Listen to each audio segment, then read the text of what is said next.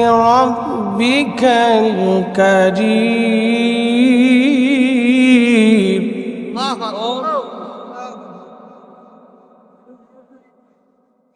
الذي خلقك فسواك فعدلك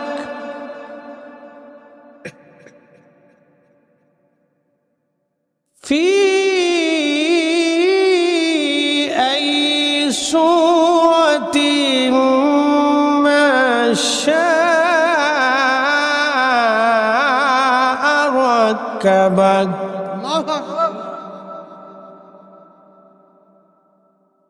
كلا بل تكذبون بالدين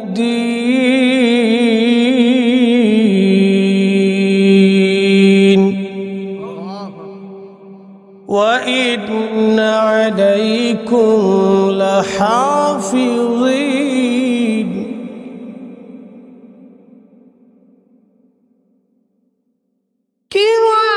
كراما كاتبين يعلمون ما تفعلون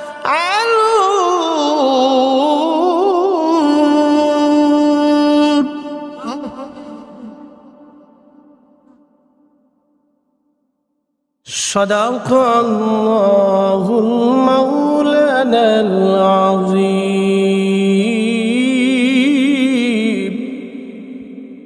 وصدق رسوله النبي الحبيب الكريم في شان حبيبه ومحبوبه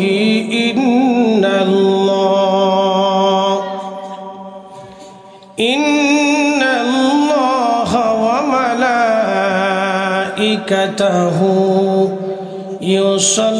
يصلون على النبي يا أيها الذين آمنوا صلوا عليه وسلموا تسليما اللهم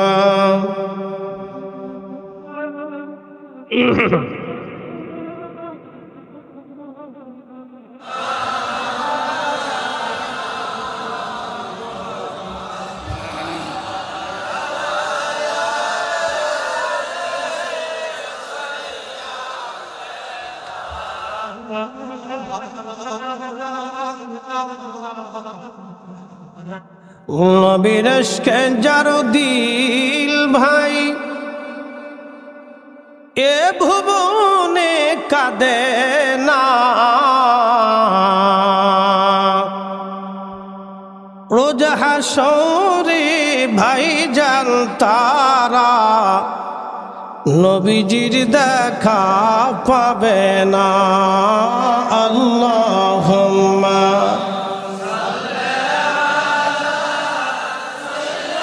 মাশাআল্লাহ আল্লাহু আকবার মাশাআল্লাহ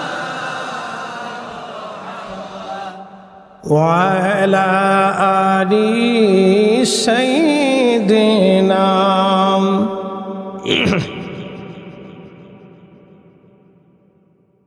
বাড়ি বাড়ি কররে মন এ বাড়ি ঘর তোমার না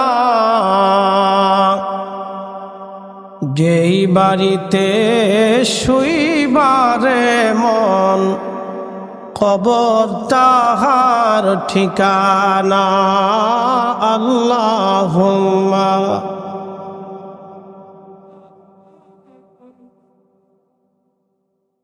মাশাআল্লাহ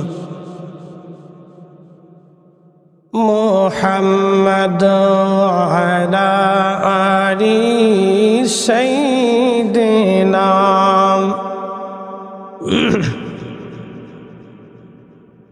একটু জিকিরে লা ইলাহা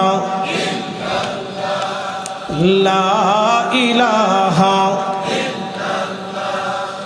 লা ইলাহা লা ইলাহা হাসবি রাব্বি জাল্লাল্লাহ মা ফি কলবি গাই আহা নূর মুহাম্মদ বলি নূর মুহাম্মদ পড়ি লা ইলাহা ইল্লাল্লাহ লা ইলাহা লা ইলাহা লা ইলাহা ইল্লাল্লাহ মুহাম্মাদুর রাসূলুল্লাহ সাল্লাল্লাহু আলাইহি ওয়াসাল্লাম। ভাটিয়ানি ঈদগাহ হাফিজিয়া মাদ্রাসা এতিমখানার উদ্যোগে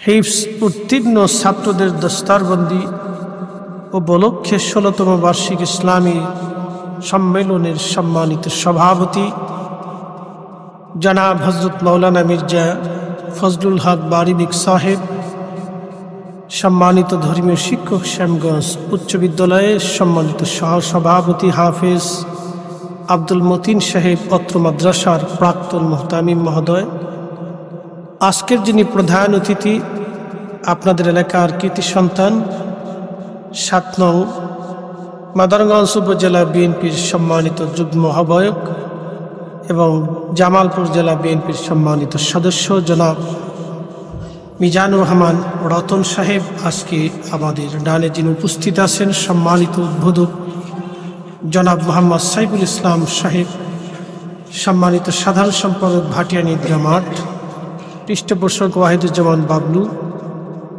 জনাব শাহাদত হোসেন সাহেব সহ সকল অতিথিবৃন্দ।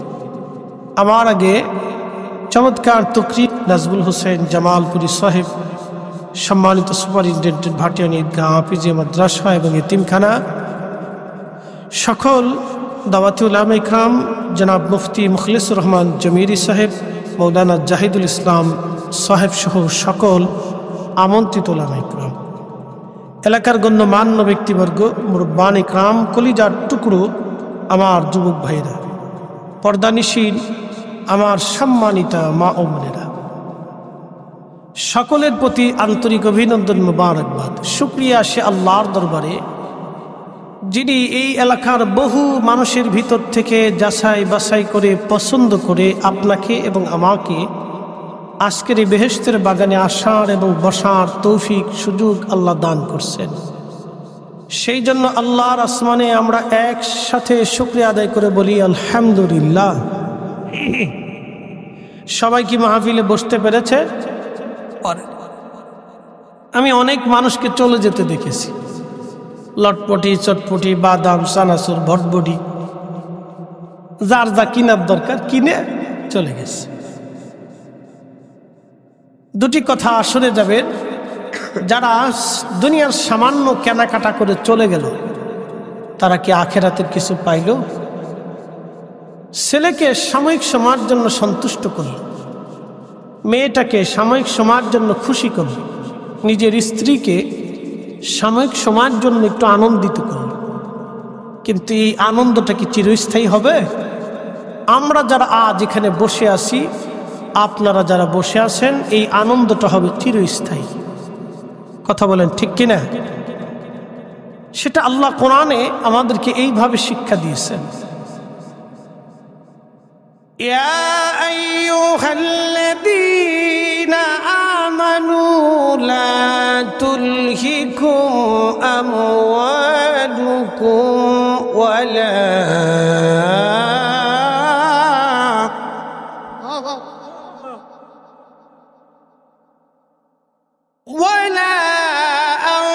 أولادكم عن ذكر الله।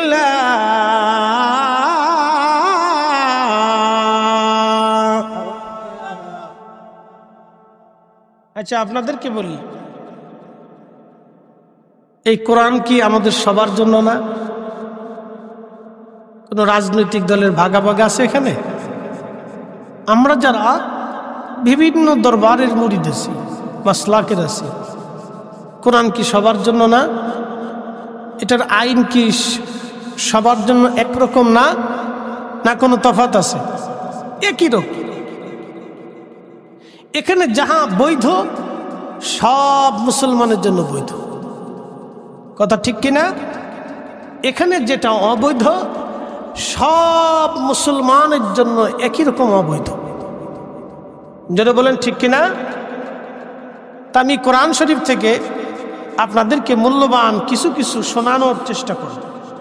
আল্লাহ যেন তৌফিক দেন। সকলে বলেন আমিন। ইয়া আইয়ুহাল্লাযীনা আমানু লা তুলহিকুম আমওয়ালুকুম ওয়ালা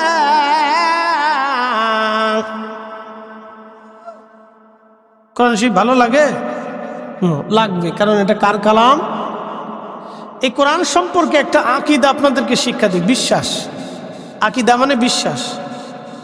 এই কোরআন সম্পর্কে আমাদের একটা বিশ্বাস আছে, আকাইদে আহলে সুন্নাত ওয়াল জামাত। আহলে সুন্নাত ওয়াল জামাতের একটা বিশ্বাস আছে কোরআন সম্পর্কে। এখানে যেটা পাতায় লেখা দেখেন, এই পাতাটা সৃষ্টি, এই কালিটাও সৃষ্টি, কিন্তু আলিফ লাম মিম যালিকাল কিতাব,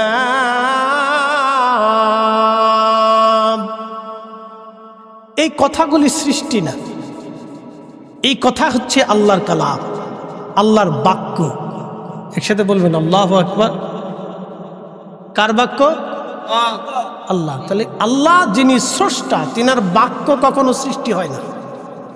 বাক্য হচ্ছে আল্লাহর কালাম, আরবিতে বলে কালাম, বাংলায় বলে বাক্য, শব্দ। তো এই বাক্যগুলি কার? এই কালামগুলি, কথাগুলি কার? আল্লাহর। কিন্তু পৃষ্ঠা সৃষ্টি, এটা কাগজ দিয়ে বানানো, বাঁশ দিয়ে অথবা ওই আখের সুবলা দিয়ে এ পাতা বানায়, কাগজ বানায়, ঠিক আছে না? আরো আনুষঙ্গিক অন্য অন্য কাঁচামাল থাকতে পারে। এই যে কালি যেটা দেখতেছেন, এটাও সৃষ্টি, কারণ এই কালিটা কোন একটা পদার্থ দিয়ে তৈরি করা হয়। কিন্তু যে কথাগুলি দেখতেছেন, আল্লাযীনা ইউমিনুনা বিল গায়বি ওয়া ইউকিমুনাস সালাত,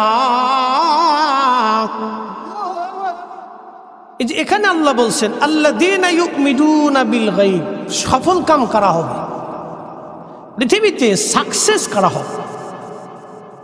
এই যে আমার ভাই, তিনি একটা দল করে, আরো আগে যারা ছিলেন তারা একটা দল করছে। এটা গতানুগতিক রাজনৈতিক একটা প্ল্যাটফর্ম, বাংলাদেশের গণপ্রজাতান্ত্রিক এক ধরনের দল। কিন্তু বলেন, এই দলগুলি কি চিরস্থায়ী হবে? একসাথে বলেন তো, তাদের ক্ষমতা কি স্থায়ী হবে? কিন্তু এই কোরআনের বাক্য চিরস্থায়ী। জোরে বলেন, জোরে জোরে জোরে জোরে জোরে কথা বলেন, ঠিক কিনা? এগুলি কি চিরস্থায়ী? বাংলাদেশে হযরত শাহজালাল ইয়ামানী মুজাররিদির বয়স 750 বছর। কত বছর? 750 বছর। এই 750 বছরে বহু রাজা, মহারাজা, উজির, আমির, ওমরা, গভর্নর, শাসক, প্রশাসক, সেনাপ্রধান, রাষ্ট্রপ্রধান বহু কবরে চলে গেছে, মাটির সাথে মিশে গেছে। ইন্তেকালের পরে তাদের কবরের পাশে কেউ যেতে চায় না, কিন্তু দল নাই, বেদল নাই, মুসলমান মানে শাহজালাল ইয়ামানী মুজাররিদের বারগাহে জিয়ারতের জন্য যায়। কথা বলেন ঠিক না বেটা? কারণ কি? কোরআনের জন্য। কিসের জন্য? যেটা বলেন, কোরআনের জন্য। ওনাদের সাম্রাজ্য মুকুটহীন কিয়ামত পর্যন্ত টিকে থাকবে। এটা অদৃশ্য সাম্রাজ্য, মানুষের হৃদয়ে হৃদয়ে থাকে। কথা ঠিক কিনা? ওনারা খুশি করছিল কাকে? একসাথে বলেন, কাকে? আমরা কারে খুশি করব? না শয়তান রে? একসাথে বলেন, কাকে? এই কালামগুলি কার? আল্লাহর কালাম সৃষ্টি না, আল্লাহর কালাম, আল্লাহ নিজে স্রষ্টা। কালাম হচ্ছে আল্লাহর জবান মিশ্রিত বাণী। এটা আল্লাহর রাসূলের কলবে নাজিল হবে। লাউ আনজালনা হাদাল কুরআন আলা জাবালিন লারাআইতাহু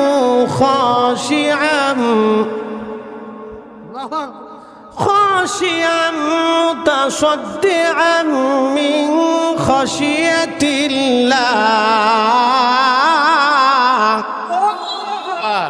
ও নবী, আপনি শুনেন, আমি আমার এই কালাম যদি পাহাড়ে নাজিল করতাম, লাউ আনজালনা হাদাল কুরআন আলা জাবাল, আমি যদি এটা পাহাড়ে নাজিল করতাম, লারাআইতাহু, আপনি দেখতেন এটা আল্লাহর ভয়ে পাহাড় গলে মিশে যেত, মিসমার হয়ে যেত। এই কোরআন আল্লাহ তার রাসূল কারীমের কলবে নাজিল করেছে। যেই কোরআন পাহাড় সহ্য করতে পারে না, আসমান সহ্য করতে পারে না, জমিন যার ওজন সহ্য করতে পারে না, সেই কোরআনের ওজন আমার রাসূলের কলব সহ্য করেছে। তাহলে কলব কত দামি ছিল! একসাথে বলবেন আল্লাহু আকবার। তাহলে রাসূলের কলব কত মজবুত ছিল আমাকে বলে। তাহলে সেই কলব কত দামি ছিল, যে কলবে 23 বছরে 22,000 বার জিবরাইলের আগমনে 114টি সূরার মাধ্যমে 6,666 আয়াতের মাধ্যমে আল্লাহ তার রাসূল কারীমের কলবে কোরআন নাজিল করেছে। তো কলব কত মজবুত ছিল! একসাথে বলবেন আল্লাহু আকবার। তাহলে রাসূলের কলব আর আমাদের কলব একরকম?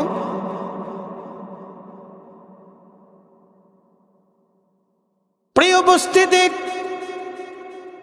খুবই মনোযোগের সাথে কথাগুলি আর শুনে যাবেন। সফল কাম কারা হবে এই কোরআন আল্লাহ জানিয়ে দিলেন। সর্বপ্রথম কারা সফল কাম? আল্লাযীনা ইউমিনুনা বিল গায়ব, গায়েবের উপরে যারা ঈমান আনে। প্রশ্ন রাখবেন ফরিদি হুজুর, গায়েব কি? 1 নম্বর গায়েব আল্লাহ নিজে।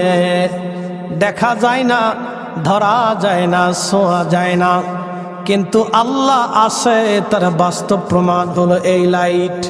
আল্লাহ আছে, তার বাস্তব প্রমাণ আমাদের চোখের আলো। আল্লাহ আছে, তার বাস্তব প্রমাণ এই বাতাস। আল্লাহ আছে, তার বাস্তব প্রমাণ এই আকাশ। আল্লাহ আছে, তার বাস্তব প্রমাণ এই জমিন। আল্লাহ আছে, তার বাস্তব প্রমাণ হায়াত। আল্লাহ আছে, তার বাস্তব প্রমাণ হলো মৌত। কথা বলেন ঠিক কিনা? মোনাজাত পর্যন্ত আসেন, আমি সারা রাত করব না। মাদ্রাসার মাহফিল কালেকশন একটা হইছে, হুজুরে কালেকশন করছেন, ওহনার টেহা দেওয়ার ভয় নাই, ওহনার টেহা দেওয়ার ভয় নেই, কোনো চিন্তার কারণ নাই।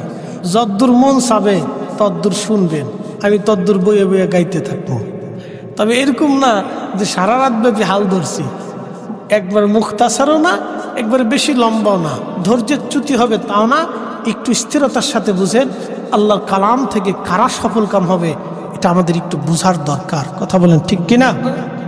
কে সফল কাম হবে? ব্যবসায়ীরা না, রাজনীতিবিদেরা না, শাসক গোষ্ঠীরা না, কোন গোষ্ঠী?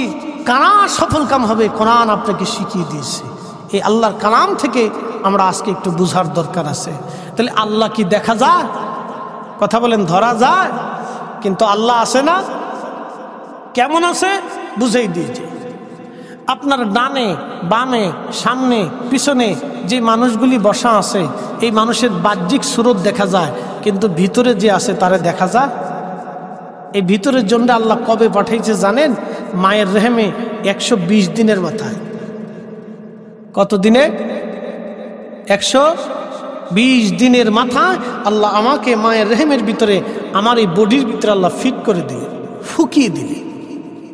ফুকিয়ে দিয়ে জিব্রাইলকে বললেন, জিব্রাইল তার জন্য 4টে জিনিস নির্ধারিত করে দাও।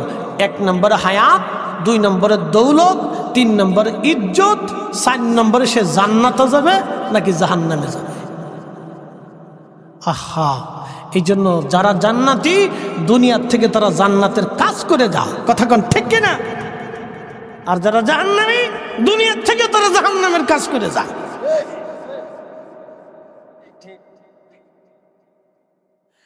এক নম্বর হায়াত, কতদিন সে পৃথিবীতে বাঁচবে? কোরআন বলতেছে ওমা তাদরি নাফসুম বিআইয়ি আরদিন তামুত, কোন জায়গা মারা যাবে, কখন মারা যাবে, কোন হালতে মারা যাবে আল্লাহ ছাড়া কেউ জানে না, কেউ জানে না। একবার জোরে বলা যাবে কি মারহাবা। তুমি রহমান, তুমি মেহেরবান, তুমি রহমান, তুমি মেহেরবান।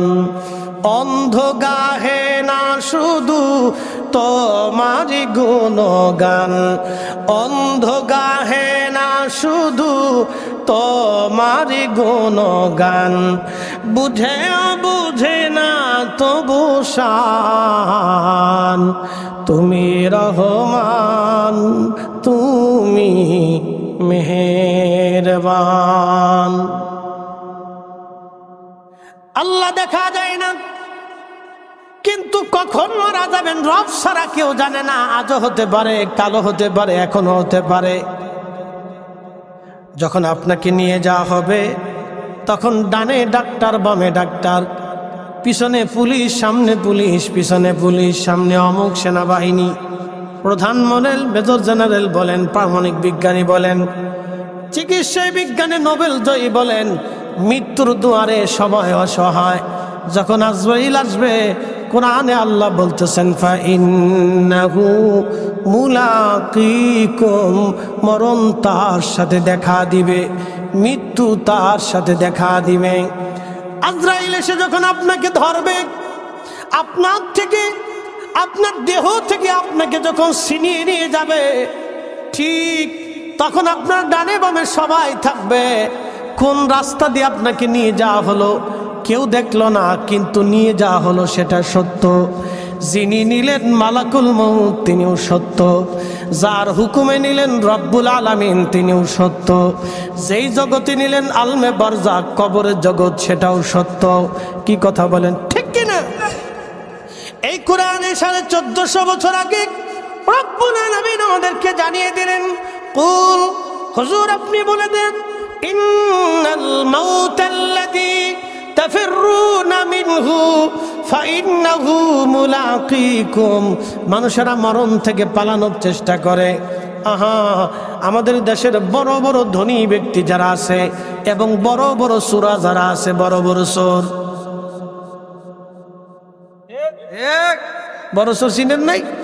বেগম পাড়া বাড়ি বানায়, সুইস ব্যাংকের টাকা পাচার করে, এটির নাম হচ্ছে বড় চোর। হ্যাঁ, কথা কর না কা? মসজিদে জুতা চোর ফেলে ফিটা নাম না। আরে জুতা চোরের চাইতে কোটি কোটি গুণ বড় চোর হলো এরা।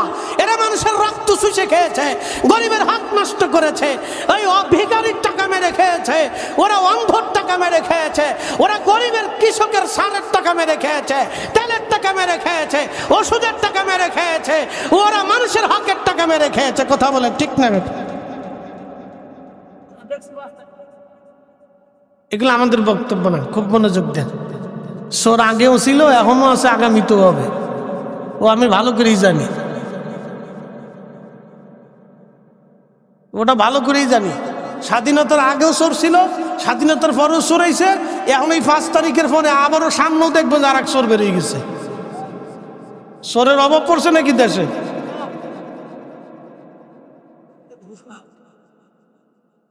খুব মনোযোগ দেন। সবচেয়ে বড় সাধক হচ্ছে আমার দেশের চাষা। তার চুরির চিন্তা নাই, মারির চিন্তা নাই, ঠকবাজির চিন্তা নাই, ঘুষের চিন্তা নাই, সুদের চিন্তা নাই। ও ফসল বোনে, খাক, ওর টাকা যা আছে সব হালাল। কিন্তু ডিসি অফিসে, এসপি অফিসে, ওই টিউন অফিসে, সরকারি অফিসে, সচিবালয়ে গেলে এই কৃষকরা তারা মানুষই মনে করে। অথচ এই কৃষকের ভাত, এই কৃষকের চাল, এই কৃষকের গম, এই কৃষকের ফসল, এই কৃষকের সরিষা, এই কৃষকের বেগম, এই কৃষকের মরিচ, এই কৃষকের ফসল না খাইলে ওদের ভাত, পেটের ভাত হজম হয় না। কিন্তু এই কৃষকের জায়গা বড় বড় অফিসে হয় না, তাদের চেয়ার দেওয়া হয় না, কুকুরের মতো মনে করে করা হয়। আমি মনে করি বাংলার প্রত্যেকটা অফিসে কৃষকরে আগে সম্মান দিতে হবে। কথা বলেন ঠিক না বেটা? আসল বেলা নাই, খালি নকল নিয়ে পড়ে রয়েছি আমরা। আমার কৃষক যদি এই শীতের ভিতরে প্রচন্ড ঠান্ডার ভিতরে ধান না লাগাইতো, কপালে ধান জুটতো না। মরিচ খেতে যে বেটা কাজ করে জানে মরিচের ঝাল কি জিনিস। ওর শরীর পুড়ে যায়, ওর দেহ পুড়ে যায়। ভাবতেছেন আপনাদের বক্তা মরিচের কাজ করে নাই, মরিচ কুটে তারপরে আইছি, ধান লাগায় তারপরে লাঙ্গল চষে আসছি, এমনি হুজুর হয় নাই। ওটা জানি, ভালো করে জানি। আমার দেশের সবচেয়ে বড় সাধক হলে আমার দেশের কৃষক হলো বড় সাধক। তাকে এদেশের সর্বোচ্চ সম্মান দেওয়া উচিত। কথা কন না কেন? তার টাকার মধ্যে কোনো ভেজাল, কথা কন না কেন? তার পয়সার ভিতরে ভেজাল, কোনো ভেজাল নাই। ভেজাল ছাড়া পয়সা তার। একসাথে বলবেন আল্লাহু আকবার। না আরো জোরে বলে, একসাথে বলে, হাত উঁচা করে বলে, আমরা চাই গণমানুষের অধিকার। কথা বলেন ঠিক না বেটে? সবার অধিকার সমান হবে। আমার দিকে তাকান, যেতে ওয়াজ আসছে। এই দাদু উঠছেন কেন? আরে কোন দিক তাকায়? আরে আল্লাহ, যাওয়া যাবে না বইতেই। যদি কারো ফেসাবে ধরে তাহলে 1 নম্বর উঁচা করবে, আর যদি দোনোটাই ধরে তাহলে 2 নম্বর উঁচা করবেন। আমি বুঝবো একলগে দোনোটাই ধরছে। আর যদি একটা ধরে তাহলে 1 আঙ্গুল উঁচা করবেন, তাহলে ছুটি হবে, নাহলে ছুটি হবে না, নাহলে ছুটি হবে না, বসে থাকতে হবে। খুব মনোযোগ দেন। আমি কোরআন শরীফ থেকে আপনাদেরকে শোনাইতে আসছি। আল্লাহ তৌফিক দিক, সকলে বলেন আমিন। হক কথা নিজের বাপকেও ছাড়তে হয় না, কথা ঠিক কিনা? ভুল ভুল বলতে হবে, হালাল হালাল বলতে হবে, হারাম হারাম বলতে হবে। মনোযোগ দেন, আমার দিকে তাকাবেন। হযরত ওমরের নাম তো আপনারা জীবনে শুনছেন মনে হয় না? উনি মনে হয় ছোটখাটো ব্যক্তি ছিল, তাই না? কয়টা বাংলাদেশের সমান উনি খলিফা ছিল আপনাদেরকে বুঝাই।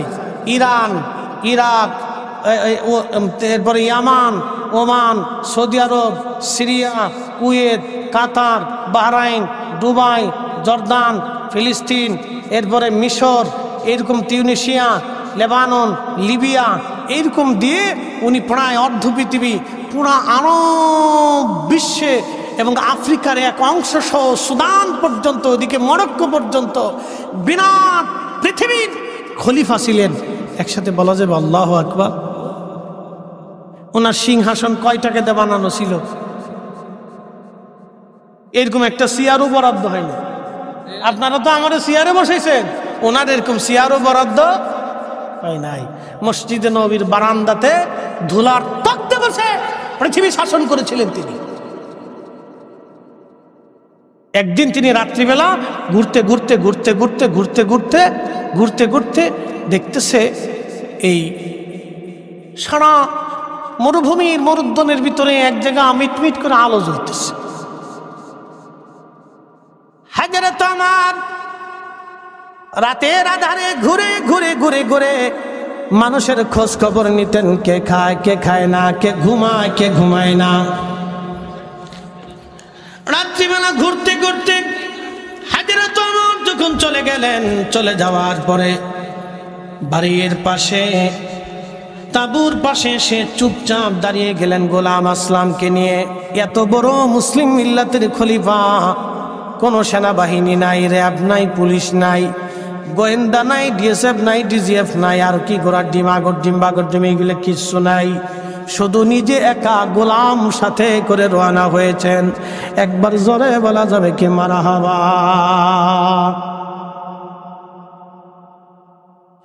হযরত ওমর দেখতেছে ঘরের ভিতরে 2 নারী কথা বলতেছে, একজন মা আর একজন মেয়ে। মা মেয়েকে ডাক দিয়ে বলতেছে, মেয়েরে দুধের সাথে পানি মিশাও। মেয়েটা বলতেছে, মা দুধের সাথে পানি মিশাবো, যদি ওমরের গোয়েন্দা জানে কালকে বিচার হবে। কিসের সাথে পানি মিশাবে? আর আমার দেশে ভেজাল না আছে কোন জায়গায়? কোন যে হুজুর এই জায়গা ভেজাল নাই। ডাবের পানির ভিতরে ফাললে ইনজেকশন মাইরে ডাবের ভিতরে ভেজাল ঢুকাইতে পারতো, কিন্তু ওইটা পারে না। কি কথা ঠিক কিনা? এদের ভিতরে পারে না। তরমুজে ইঞ্জেকশন মাইরে দিয়ে তারপরে লাল বানায়। হাঁস বেচার আগে হাঁসের ব্যবসায়ী হাঁসের গলার ভিতর তো জোর করে খাবার দুয়ায়। গরু বেচার আগে গরুরে খাওয়াইতে খাওয়াইতে ফ্যাটটারে একবারে টোল বানায় ফেলায়। কি কথা কন না? এগুলো হলো ছোট চোর, আর বড় চোরের হিসাব করে লাভ নেই, ওটা একবারে পুকুর চুরি করে বুঝছে। তো খুব মনোযোগ দিয়ে তো হযরত ওমর দাঁড়ায় দাঁড়ায় শুনতেছে। মেয়ে বলতেছে, মা গো, ওমরের গোয়েন্দা যদি জানে তো সকালবেলা বিচার হবে। তাহলে চিন্তা করেন তো তাদের গোয়েন্দা কেমন ছিল। আর আমাদের দেশের গোয়েন্দারা খালি মাল খায়। হ্যাঁ, কি কথা কর না, খালি মাল খায়। টেবিলের নিচে মাল দিলি ওই তদন্ত উল্টে চলে যায়। মুসলমান আবার এরা আবার হজ করে। আমি বহুত হাজি দেখছি, শয়তানে হাসের কই বেটা, সারা জীবন মানুষের বাস দিয়ে ওহ না ইজ্জত খোদার করে কান্দার লেগে, আর যত কান্দিস কাজ হবে না, কারণ 18 কোটি মানুষের হক মেরে দিছিস।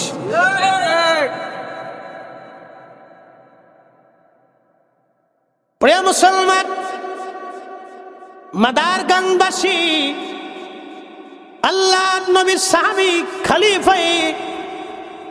খলিফায়ে রাশিদের অন্যতম খলিফা খলিফাতুল মুসলিমিন ওমর, যারে দেখলে শয়তান 40 দিন পর্যন্ত রাস্তা দিয়ে আসতো না। তিনি তাঁবুর পিছনে দাঁড়ায় দাঁড়ায় শুনতেছিলেন। মেয়েটাকে মা বলতেছে, মা রে, দুধের সাথে পানি মিশাইলে ওমরের গোয়েন্দা জানবেও না। এত রাত্রে সে কি করে জানবে?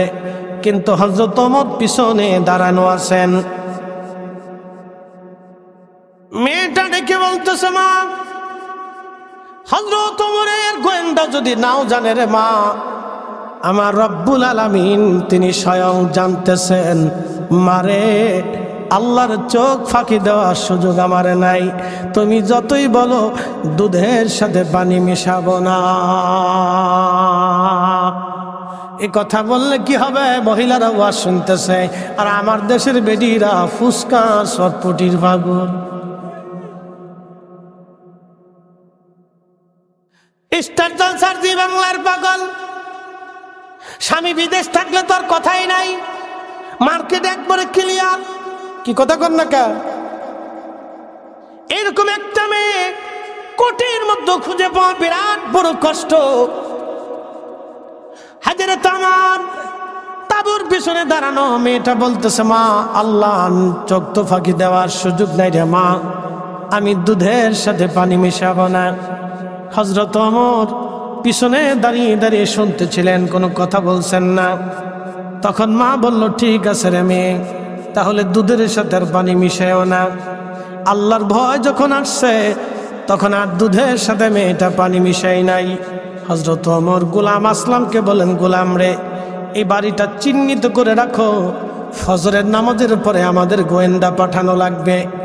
হযরত ওমর চলে গেলেন, ফজরের নামাজ পড়লেন, গোয়েন্দাদেরকে পাঠিয়ে বললেন, যাও খোঁজ নিয়ে আসো।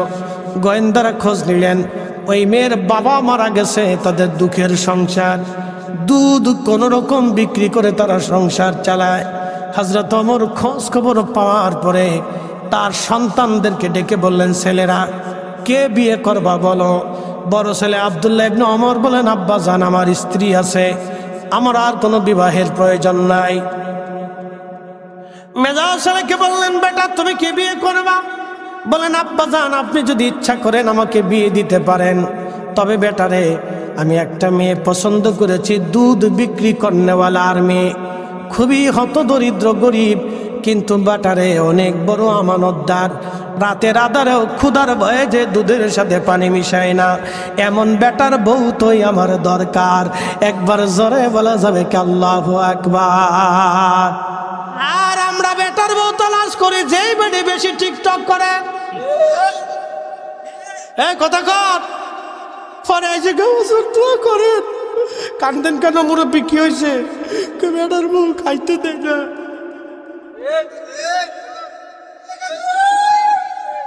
এই মেয়ে খুঁজে ফুলা বিয়ে করিলে বুড়াকালে বৃদ্ধাশ্রমে যেতে হবে। আমানতওয়ালা মেয়ে দেখেন, আমানতওয়ালা মেয়ে দেখেন, আমানতওয়ালা মেয়ে দেখেন, তাহলে বিয়ে করাবেন, বিয়ে করবেন, বেটার বউ হিসেবে নিয়ে আসবেন, আর চিন্তা করা লাগবে না বুড়া কালে মনে করবেন যে মার কোলে ঘুমাইতেছে। কথা খারাপ কইতেছি না, উচিত কথাই কিন্তু মায় বেজার হয়ে যায়, জ্বালা আছে। চলবে? আসেন তো ইনশাল্লাহ, চলে যাবেন? আচ্ছা ঠিক আছে, বুঝছেন কিন্তু কেবল শুরু হয়েছে, সারা রাত চলবে। আচ্ছা, আমাদের এগুলি বুঝার দরকার। বলে হুজুর এই ওয়াজ করতেছেন কেন? আমি বুঝাই আজকে আপনারা, আমি আপনাকে বুঝাই। আমি নিজে দেখেছি বহু নামাজি কিন্তু নামাজ হয় না, বহু হাজি কিন্তু হজ হয় না। বলে হুজুর কারণ কি বুঝাই? এই আমার মাথায় পাগড়ি, আমার মাথায় জুব্বা, আপনি শুয়োরের গোশত এনে আমার খাইতে দিছেন, অ্যাটেনশন, যায় নামাজ বিছাইয়া আমি বইছি সুন্নতি কায়দা, এরপরে দস্তরখানা বিছিয়েছি, শুয়োরের গোশত খাওয়ার আগে বিসমিল্লাহ, এই রুটি দিয়ে খাইতেছি, খাওয়ার আগে বিসমিল্লাহ কইছি, পাগড়ি মাথায় দিছি, জুব্বা গায়ে দিছি, সুন্নতি কায়দায় বইছি, দস্তরখানা বিছিয়েছি, খাওয়ার আগে ভালো করে হাত ধুছি, মেশাক করছি, বিসমিল্লাহ করে খাইছি, খাওয়ার সময় আলহামদুলিল্লাহ সুবহানাল্লাহ আলহামদুলিল্লাহ সুবহানাল্লাহ জিকির করছি, খাওয়া শেষে আলহামদুলিল্লাহ করছি, এরপরে মোনাজাত করছি। বলেন সওয়াব হবে? একসাথে বলেন হালাল হবে? কারণ কি? জোরে জোরে বলেন, জোরে, হ্যাঁ জোরে কর। শুয়োরের গোশত হারাম, এই জন্য বাকি আগে পরে যা হয়েছে কোনোটাই কাজে লাগবে। ঠিক ওই রকম সুদের টাকা, ঘুষের টাকা, দুর্নীতির টাকা, অন্যায়ের টাকা, গরিব মানুষের টাকা মেরা কেউ যদি ওই রকম গরুর গোশত কিনে আইনা সুন্নতি কায়দায় বৈশা টুপি মাথায় দিয়া যাই নামাজ বিছাইয়া কাবার চত্বরে যাইও যদি খাইয়া নামাজ আদায় করে, আল্লাহর কসম করে বলি 1,00,000 বছর হায়াত হলেও নামাজ হবে না, নামাজ হবে না, ইবাদত হবে না, রোজা হবে না, হজ হবে না। কথা বলেন ঠিক না? কোনো ভুল আছে? এরকম বহু নামাজি আছে, নামাজি হয় না। মুসলমানিত্ব কি বুঝে যান? মুসলমানিত্বর প্রধান হচ্ছে হালাল খাবার। জোরে বলেন কি খাবার? অজু ছাড়া নামাজ হবে? অজু ছাড়া নামাজ হবে? হালাল বক্ষণ ছাড়া ইবাদত কবুল হবে? দুইটা জিনিস বুঝে যাবেন। অজু ছাড়া যদি নামাজ না হয় তো হালাল খাবার ছাড়া ইবাদত কবুল হয়। এই তো বুঝে গেছে, বুঝে গেছেন এবার? ঠিক আছে না? কথা কি খারাপ কিছু ভাই? এই জন্য আগের যুগে, এই আমার দিকে তাকান, আগের যুগে 2-3 গ্রাম মিলে একটা মসজিদের একজন ইমাম ছিল, সারা গ্রাম মিলে একটা মসজিদ ছিল, ঠিক আছে না? আবার 2 গ্রাম মিলেও একটা মসজিদ ছিল। এখন তো ফাড়ায় ফাড়ায়, কোনায় কোনায়, কোনায় কোনায় মসজিদ। একটু ঝগড়া লাগলে মসজিদ একটা উড়ায়, বিরাট। এগুলো কিয়ামতের আলামত। আমি বলি না, আল্লাহ রসুল বলছেন 85টা আলামত আছে, কোন বর্ণনা আসে 75টা, তার ভিতরে এটা একটা। মনোযোগ দিয়ে, আগের যুগের মুন্সি নামাজ পড়াইতো, আমার দিকে তাকাবে, নামাজ পড়াইতো। তো নামাজ পড়াইলে মানুষ তারে মুন্সি বলতো, মোল্লা বলতো, ঠিক আছে না? আমাদের ফরিদপুরের ভাষায় বলে মোল্লা, আপনাদের আঞ্চলিক ভাষায় মুন্সি বলতো, ঠিক আছে না? মুন্সি। তো মুন্সি পানি ভরা দিলে সূরা ফাতিহা পড়ে যেই নিয়ত করে পানিতে ফু দিছে, আল্লাহ সেই পানিটাকে ওই রোগের ওষুধ বানাই দিচ্ছে। মুন্সি দেখিন ছিল, যে বাড়ির বেডি বেপর্দায় চলতো, মুন্সি ওই বাড়ি খাবার খাইত না। কি কথা কন না কা? আর সুদ খাওয়ার কথা যদি জানতো তাহলে তো মুন্সি ওই বাড়ির সামনে দিয়ে আটতো না। আর গুরশৈলী করতেছে সর্বনাশ, এই বাড়ির সামনে দিয়ে যাওয়া যাবে না। তার মানে মুন্সির এই ইঞ্জিল যেটা নজেল আছে না, এটা খুব ভালো নজেল ছিল, যার কারণে ফু মারলে, সিপ মারলে স্টার্ট হয়ে যেত। এখন আমরা নজেল গেছে নষ্ট হয়ে, যতই ফু আয় আর গিয়ার চাপি স্টার্ট হয় না। বুঝতে পারছেন?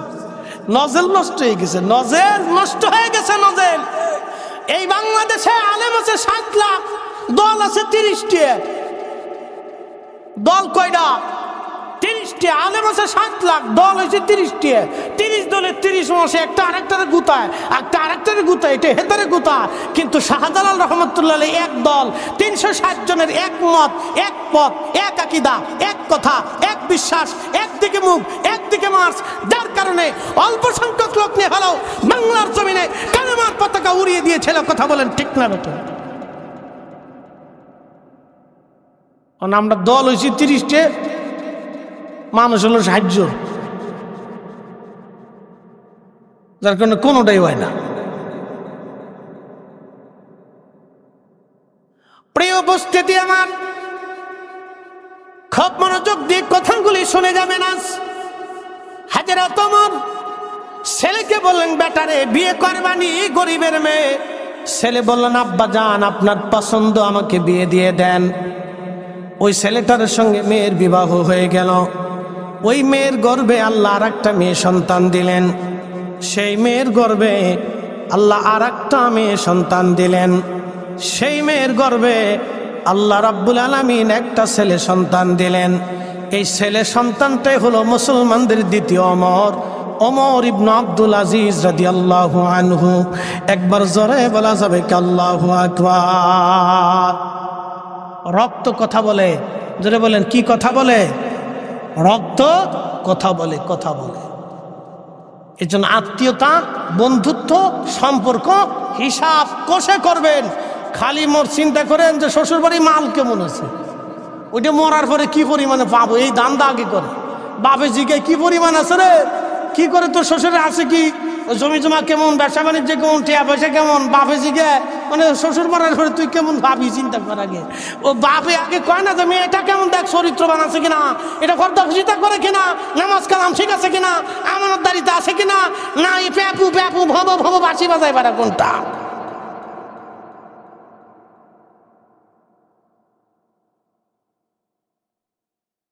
আমি আমার মূল আলোচনার দিকে ফিরে যাচ্ছি মনোযোগ দিয়ে।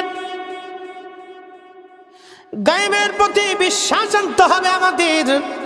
এরপরে আল্লাহ বলেন, ওয়ায়ুকিমুনাস সালাতা ওয়া মিম্মা রাযাকনাহুম ইউনফিকুন। সালাত প্রতিষ্ঠিত করতে হবে, নামাজ, নিজে নামাজি হওয়া লাগবে, সন্তানকে নামাজি বানাইতে হবে, নিজের স্ত্রীকে নামাজি বানাইতে হবে, নিজের পরিবার নামাজি বানানোর পরে সমাজ আত্মীয় স্বজনকে নামাজি বানানোর চেষ্টা করতে হবে, নিজের আত্মীয় স্বজন সমাজকে নামাজি বানানোর চেষ্টা করতে হবে, রাষ্ট্রের মাধ্যমে নামাজ কায়েম করার চেষ্টা করতে হবে। কথা বলেন ঠিক কিনা? নিজের রিজিক থেকে আল্লাহর পথে ব্যয় করতে হবে। নিজেদের সম্পদ আল্লাহ দিয়েছে, সম্পদ আল্লাহর রাস্তায় আল্লাহর পথে ব্যয় করা লাগবে। এরপর আল্লাহ বলেন, ওয়াল্লাযীনা ইউমিনুনা বিমা উনসিলা ইলাইক।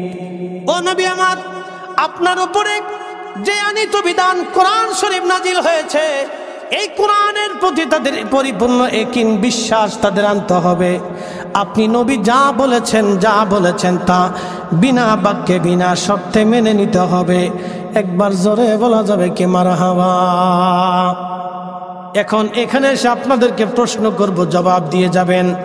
কোরআন শরীফ কি আল্লাহ সরাসরি আমাদেরকে দিয়েছেন? হ্যাঁ, বুঝে বলছেন? জোরে বলছেন? বুঝে বলছেন তো? কোরআন শরীফকে আল্লাহ আমাদেরকে সরাসরি দিয়েছেন না, আল্লাহ তার রাসূলের কালবের মধ্যে নাজিল করেছেন। যখন নাজিল হলো তখন কিভাবে আসলো, কোন পথ দিয়ে আসলো সাহাবীরা দেখেন নাই, শুধু সাহাবীরা উপলব্ধি করেছেন নবী ঘেমে গেছেন, রাসূল করিম সাল্লাল্লাহু আলাইহি সাল্লাম বসে আছেন, শরীর ঘামতেছেন, ভার হয়ে গেছে, ওজন হয়ে গেছে, সারা শরীর নবীজির ঘামতেছিল। তখন আল্লাহর নবীর কালব মোবারকে কোরআন আসতেছিল। কোরআন এসে গেল, আল্লাহর নবী জবাব দিলেন। আল্লাহর নবী বললেন, ওয়াল্লাযীনা ইউমিনুনা বিমা উনসিলা ইলাইকা। আমি নবীর উপরে যাহা নাজিল হয়েছে তোমাদের মানতে হবে। সাহাবীরা বিনা বাক্যে সেই দিন নবীর কথাগুলি মেনে নিলেন। এই কোরআন আল্লাহর নবীর মাধ্যম দিয়ে আল্লাহ আমাদেরকে জানাইলেন, রাসূল যেইভাবে কোরআন উপস্থাপন করেছেন আমরা সেইভাবে বিশ্বাস করে নিয়েছি। তার মানে আল্লাহ যেমন সত্যবাদী, আমার রাসূলও তেমন সত্যবাদী। সাদাকাল্লাহুল মাওলানাল আযীম। আল্লাহ যেমন সত্যবাদী, ওয়া সাদাকা রাসূলুহুন নবিয়ুল কারীম, আমার রাসূলও তেমন সত্যবাদী। আল্লাহ হক বলেছেন, নবীও হক বলেছেন। আল্লাহ সত্য বলেছেন, নবী সত্য বলেছেন। এই জন্য আল্লাহ বলছেন, নবী মানলে আল্লাহ মানা হয়ে যায়। মাইয়ুতির রাসূলা ফাকাদ আতা আল্লাহ। নবী মানলে আল্লাহ মানা হয়, নবীর উপরে ঈমান আনলে আল্লাহর উপরে ঈমান আনা হয়। নবী মানলে আল্লাহ মানা হয়, নবী মানলে আল্লাহ মানা হয়ে যায়, নবী মানলে আল্লাহ মানা হয়ে যায়। চিৎকার মেরে একসাথে বলবেন আল্লাহু আকবার। নবী মানলে আল্লাহ মানা হয়ে যায়। যে নবী মানে না, আল্লাহ মানে না। নবী ভালোবাসলে আল্লাহ ভালোবাসা হয়ে যায়। নবী তাজিম করলে আল্লাহ তাজিম করা হয়ে যায়। নবীর দল হলে আল্লাহর দল হয়ে যায়। নবীর পক্ষ হলে আল্লাহর পক্ষ হয়ে যায়। এই জন্য কবরে নামানোর সময় বলা হয় বিসমিল্লাহি ওয়া আলা মিল্লাতি রাসূলিল্লাহ। তোমাকে নবীর দলে কবরে নামায় দেওয়া হলো। একবার জোরে বলা যাবে কি মারহাবা। দাদু উঠেন কেন? দাদু কি হয়েছে? ধরে গেছে 1 নম্বর। আচ্ছা যান যান, ওই মাদ্রাসার জায়গা আছে, ডাইন বাম যাওয়া যাবে না আজকে। যান যান না, বয়স হয়ে গেছে না, এই বয়সে তো হেউ আর শুনতে এসে আর ফুলাফান চারপাশ দিয়ে খালি টেম্বারি বেরিয়ে বেড়াইতেছে। কি কথা ঠিক কি না? এই বয়সে তো ওনারা আসছে, মুরব্বীরা বসে রয়েছে, তারা ওয়াজ শুনতেছে। আমার দিকে তাকান, কথা আমার শক্ত হবে কিন্তু কথা দামি হবে বাবা। আমরা তরিকতপন্থী মানুষ, আমরা হালালে বিশ্বাসী। কথা বলে ঠিক কি না? আমরা কিসে বিশ্বাসী? হালালে বিশ্বাসী, হালালে বিশ্বাসী। এই কথা শুনে যাবেন, সারা জীবন কথা মনে রাখবেন। আল্লাহ রাসূল বলেছেন লা ইউমিন উম্মত, তোমরা ইমানের স্বাদ নিতে পারবে না হাত্তা আকুনা আহাব্বা ইলাইহি মিন ওয়ালিদিহি ওয়া ওয়ালাদিহি ওয়ান নাসি আজমাইন। দুনিয়ার সব ব্যক্তি, পিতা মাতা সন্তান সন্ততি সব কিছুর চাইতে আমি নবীকে বেশি ভালোবাসতে হবে। একসাথে বলা যাবে মারহাবা। আমার দিকে দেখেন, যুবক তোর এই বয়সে ধরে গেছে না, ডায়াবেটিস হয়ে গেছে, তা যা সাইডে দিয়ে এটা ধরে রাখলি শেষে কিডনি সমস্যা হবে। যা সোজা মাদ্রাসায় চলে যাস, বাইরে আজকে বিপদে ফেলাইছি। দাঁড়া, আজকে বেশি রাত হয় নাই, রাত সারা যাবে না, আজকে 1টা পর্যন্ত টাইম, বেশি রাত করবো না। রাজি আছেন না ইনশাল্লাহ? 12:30 প্রায় বেজে গেছে, 2-3 মিনিট আছে 1টা পর্যন্ত। আর আমার আধা ঘন্টার সময় দেবেন দোয়া মোনাজাত দিয়ে। আসেন না ইনশাল্লাহ? এখানে বাবা মা মারা গেছে, হাত উঁচা করেন তো। বাবা মা মারা গেছে, বাবা মা মারা গেছে। দাদা দাদি মারা গেছে, হাত উঁচা করেন তো। বাবা মা, দাদা দাদি, নানা নানি, এই 6 জনের ভিতরে তার মানে বোঝা গেল এখানে এই 99% লোক কেউ না কেউ মারা গেছে। কথা ঠিক কিনা? তাদের জন্য কি দোয়ার দরকার আছে না বাবাজি? এরা হক পায় না। এই যে দাদা নিজে না খায়, এই যে দাদা আছে এই পকেটে করে খাবার নিয়ে যায়, নিজে খায় না, নাতিরি নিয়ে আগে দেয়। তার মানে আমরা দাদারাও আমরা খাওয়াইছে, তো তারা এই ভালোবাসা দিয়ে আমাদেরকে দুনিয়াতে রেখে গেছে। আজকে যদি দোয়া করে না করে চলে যান, তো ওই কবর থেকে তারা বলবে নাফরমান, তো দুনিয়াতে তোরে রাখছিলাম, তুই আমার জন্য দোয়া করিস না। আর কিছু ভাই সাহেব তখন দোয়া মানা বন্ধ করে দিছে, দোয়া করেই না, ও সাতা দোয়া বন্ধ করে দিছে। যে দোয়া করে করুক, না করে না করুক, আমাদের দোয়ার দরকার। আল্লাহ রাসূল বলছেন, ও আমার উম্মত তোমরা শুনে রাখো, আউয়ালাদিন সালিহিন ইয়াদউ লাহু, নেক সন্তান দোয়া করলে দোয়াগুলি কবরে পৌঁছায় যাবে। আমার আল্লাহ দোয়া কবরে পৌঁছাবে। সহিহ বুখারীর হাদিস। যতদিন বেঁচে থাকবো পিতামাতার জন্য ততদিন দোয়া করব। কথা কন না কে? ঠিক কিনা? রাজি আছেন? রাজি আছেন? ততদিন দোয়া করবেন। বাড়িতে এই মাদ্রাসার তলবে আলেমদেরকে নিয়ে কোরআন খতম দিবেন। এই কোরআনের তেলাওয়াতের চাইতে পৃথিবীতে কোনো তেলাওয়াত আছে? হ্যাঁ, এর চাইতে দামি কোনো কথা আছে? এর চাইতে শ্রেষ্ঠ কালাম আছে? এর চাইতে নফল বন্দিগি আর কিছু আছে? এই কোরআন তেলাওয়াত যদি মুসলমানের ঘরে না হয় তো কার ঘরে হবে? মুসলমানের ঘরে ঘরে কোরআনের তেলাওয়াত চালু করতে হবে। ঠিক কিনা? এই জন্য বাড়িতে তলবে আলেমদেরকে নিয়ে কোরআন খতম দিবেন। বলেন হুজুর কোন দলিলে? আমি আপনাদের কাছকে একটা হাদিস শোনাইতেছি। আপনারা একজন সাহাবীর নাম শুনছেন, তার নাম হযরত আনাস। আনাসকে তিনি খাদিমুর রাসূল ছিলেন। খাদিমুর রাসূল বুঝছেন? আল্লাহর নবীর খাদেম ছিলেন। 10 বছর বয়স থেকে তো কি লইছ?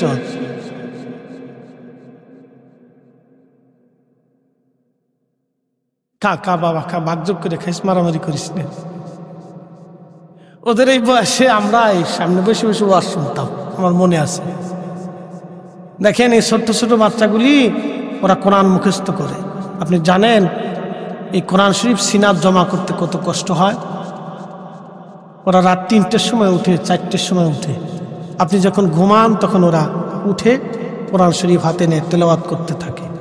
তা একটু ডাইন বাম হলে হুজুর ধমক দেয়, রাগ করে। বুঝতে পারছেন? এই কোরআন সিনার ভিতর জমা হওয়া চারটিখানি কথা না। দীর্ঘদিন ধরে ওরা পরিশ্রম করে। কিন্তু বড় আফসোস আমার দেশে এই কোরআনের হাফেজদেরকে আজও পর্যন্ত রাষ্ট্রীয়ভাবে কোনো সম্মান দেওয়া হলো না। যে সরকারি আসে ক্ষমতায় হে খালি আশ্বাস দিয়ে গেছে, কিন্তু জীবনে কাজের বেলায় নাই। আগে আমার দেশে কোরআনের হাফেজদেরকে রাষ্ট্রীয় সম্মান দেওয়া উচিত, রাষ্ট্রীয়ভাবে ওদেরকে সনদ দেওয়া উচিত। ওদেরকে আগে দিতে হবে রাষ্ট্রীয় সনদ। ওরা কোরআন শরীফের 114টি সূরা 3-4 বছর ধরে মেহনত করে ওরা পড়তে থাকে, কিন্তু রাষ্ট্রীয় কোনো সনদ ওদের নেই। আজকে শুধু ওদের মাথায় 3জন ছাত্রকে পাগড়ি বেঁধে দিলাম। এই পাগড়ি দেখে কি চাকরি হবে? হ্যাঁ, ডিসি অফিসে নিয়ে যদি বলে আমি পাগড়ি পাইছি, ডিসি সাহেব কবে বেরোয় যান, পরে আইসেন। এত দামই দেয় না কি ভাইজান, কথা খারাপ বেশি, এত মূল্যই দেয় না। হে মনে করে আমি বিশেষ পাম বলে আমি বিরাট কিছু পড়ে ছাতা একবারে দেশ উল্টে ফেলাইছি, কিন্তু টেবিলের নিচ দিয়ে মাইরে দিতেছে। কথা কি ভাই খারাপ খুশি? আমি ক্লিয়ার কথা, আমার কাছে কোনো কাজজাত নাই। এই কোরআন শরীফ সারা রাত তেলাওয়াত করতেন হযরতে খাদিমুর রাসূল সাহাবী রাসূল হযরত আনাস ইবনে মালিক রাদিয়াল্লাহু তাআলা আনহু। আরে সারা রাত ভরে ভরে তেলাওয়াত করতেন সাহাবী রাসূল। কোরআন শরীফ তেলাওয়াত শেষ মাত্র 29 পারা এবং 30 পারা বাকি রেখে দিতেন। 28 পারা পর্যন্ত 29 পারা পর্যন্ত তেলাওয়াত করতেন। সারা রাত ভরে ভরে তেলাওয়াত চলত। তাহাজ্জুদ পড়তেন, ফজরের নামাজ পড়ে খাদিমুর রাসূল হযরত আনাস রাদিয়াল্লাহু আনহু বাড়ি চলে যাইতেন। বাড়ি যাওয়ার পরে ওনার 100-র মতো আওলাদ ছিল, সন্তান। সুবহানাল্লাহ কইলেন না যে? এরকম একটা বেড়া সারা পৃথিবীতে আমরা তালাশ করে দেন তো, এরকম একটা বেড়া যার 100 সন্তান আছে। এই বেড়া কেমনে হইল? নবীজির কদমে খেদমত করে। তা আম্মা খুব গরিব ছিল, তা মা একদিন বলতেছে, খাদেম আল্লাহ রসুলের খেদমত করো, একটু দোয়া টোয়া চাওয়া যায় না? বলে, মা কি দোয়া চাও? বলতেছে, আমরা তো গরিব মানুষ, তুমি আল্লাহ রসুলকে যা বলবা, ইয়া রাসূলুল্লাহ আপনি দোয়া করে দেন আপনার খাদেমের যেন ধনে সম্পদে আল্লাহ বরকত দেয়, সম্পদে এবং সন্তানে যেন আল্লাহ বরকত দেয়। সম্পদে সন্তানে দুইটা দোয়া চাইছে। চাই বলতেছি, ইয়া রাসূলুল্লাহ আমি আপনার খাদেম, আমার জন্য একটু দোয়া করবেন। নবীজি খুব আদর করতেন, বিরাট আদর করতেন, এত আদর করতেন। হযরত খাদেম বলতেন, আমি 10টা বছর আল্লাহ রসুলের কদমে খেদমত করছি, যাই নামাজ বিছাইছি, নামাজ পড়ছি, তাহাজ্জুদের পানি জোগাড় করছি, ওজুর পানি জোগাড় করে দিছি, আম্মাজানদের কাছ থেকে প্রয়োজনীয় সামগ্রী এনে দিছি, আম্মাজানদের কাছে বাজার সদাই পৌঁছাইছি। জীবনে কোনোদিন রসুল আমাকে একটা ধমকও দেন নাই। আরো জোরে জোরে কর। আর আমরা কর্মচারীর বেতন 6 মাস দিই না। কাজ করে গেছে কাজের লোক, ভাই টাকা দিবেন না, পরে নিস। আর দোকানে বাকি খাইলে তো ওই দোকানের সামনে তার যাই না। মুসলমানের এক জবান দিবার সে দিলাম না। আর ওই যে ফুলাপান যেটি দাঁড়ায় রয়েছে, ফুলাপান যে বসে রয়েছে, ওরা বাদামালের কয় বাদামের দাম কত রে? কয় 100 টাকা। কি কয় 25 টাকা শোয়া। তা মাপতে থাক। বলে কতটি মাপবো? 250 গ্রাম মাপ। তা 250 গ্রাম মাপতে মাপতে ওরা 3-4 জন বলে 4 বাজতে ঘুরে ঘুরে চিপতি 25 গ্রাম খাইয়ে বলাইছে। আচ্ছা বলেন তো, 25 গ্রাম যে খাইলো এটি কি সুন্নত না মুস্তাহাব? হ্যাঁ কথা কন না কে? একসাথে বলে হারাম। দোকানে বাকি খাইছেন দিয়ে আসবেন, যদি না পারেন দোকানদারের কাছে মাফ চাবেন, ভাইরে আমি দরিদ্র হয়ে গেছি, পয়সা করে আমার কাছে নাই, যদি আল্লাহ তৌফিক দেয় কোনোদিন তাহলে তোমার দিব, নাহলে আমার মাফ করে দিও। কি কথা খারাপ করছি ভাই? একজনের টাকা পায়, আপনি দরিদ্র হয়ে গেছেন, পারতেছেন না, তার হাতটা ধরে বলবেন, ভাইরে আমি তোমার এই পরিমাণ দিছি, যদি আল্লাহ কোনোদিন আমার তৌফিক দেয় তাহলে তোমার দিয়ে দেবো, আর যদি না দেয় তাহলে তুমি আমার মাফ করে দিও। কি কথা খারাপ কইছি না? ঠিক আছে না? কিন্তু একবারে সামনে দিয়ে যাবেন না, দেখা করবেন না, ফোন দিলে কোন ঢাকা, আবার কোন যমুনার নিচে চলে গেছে।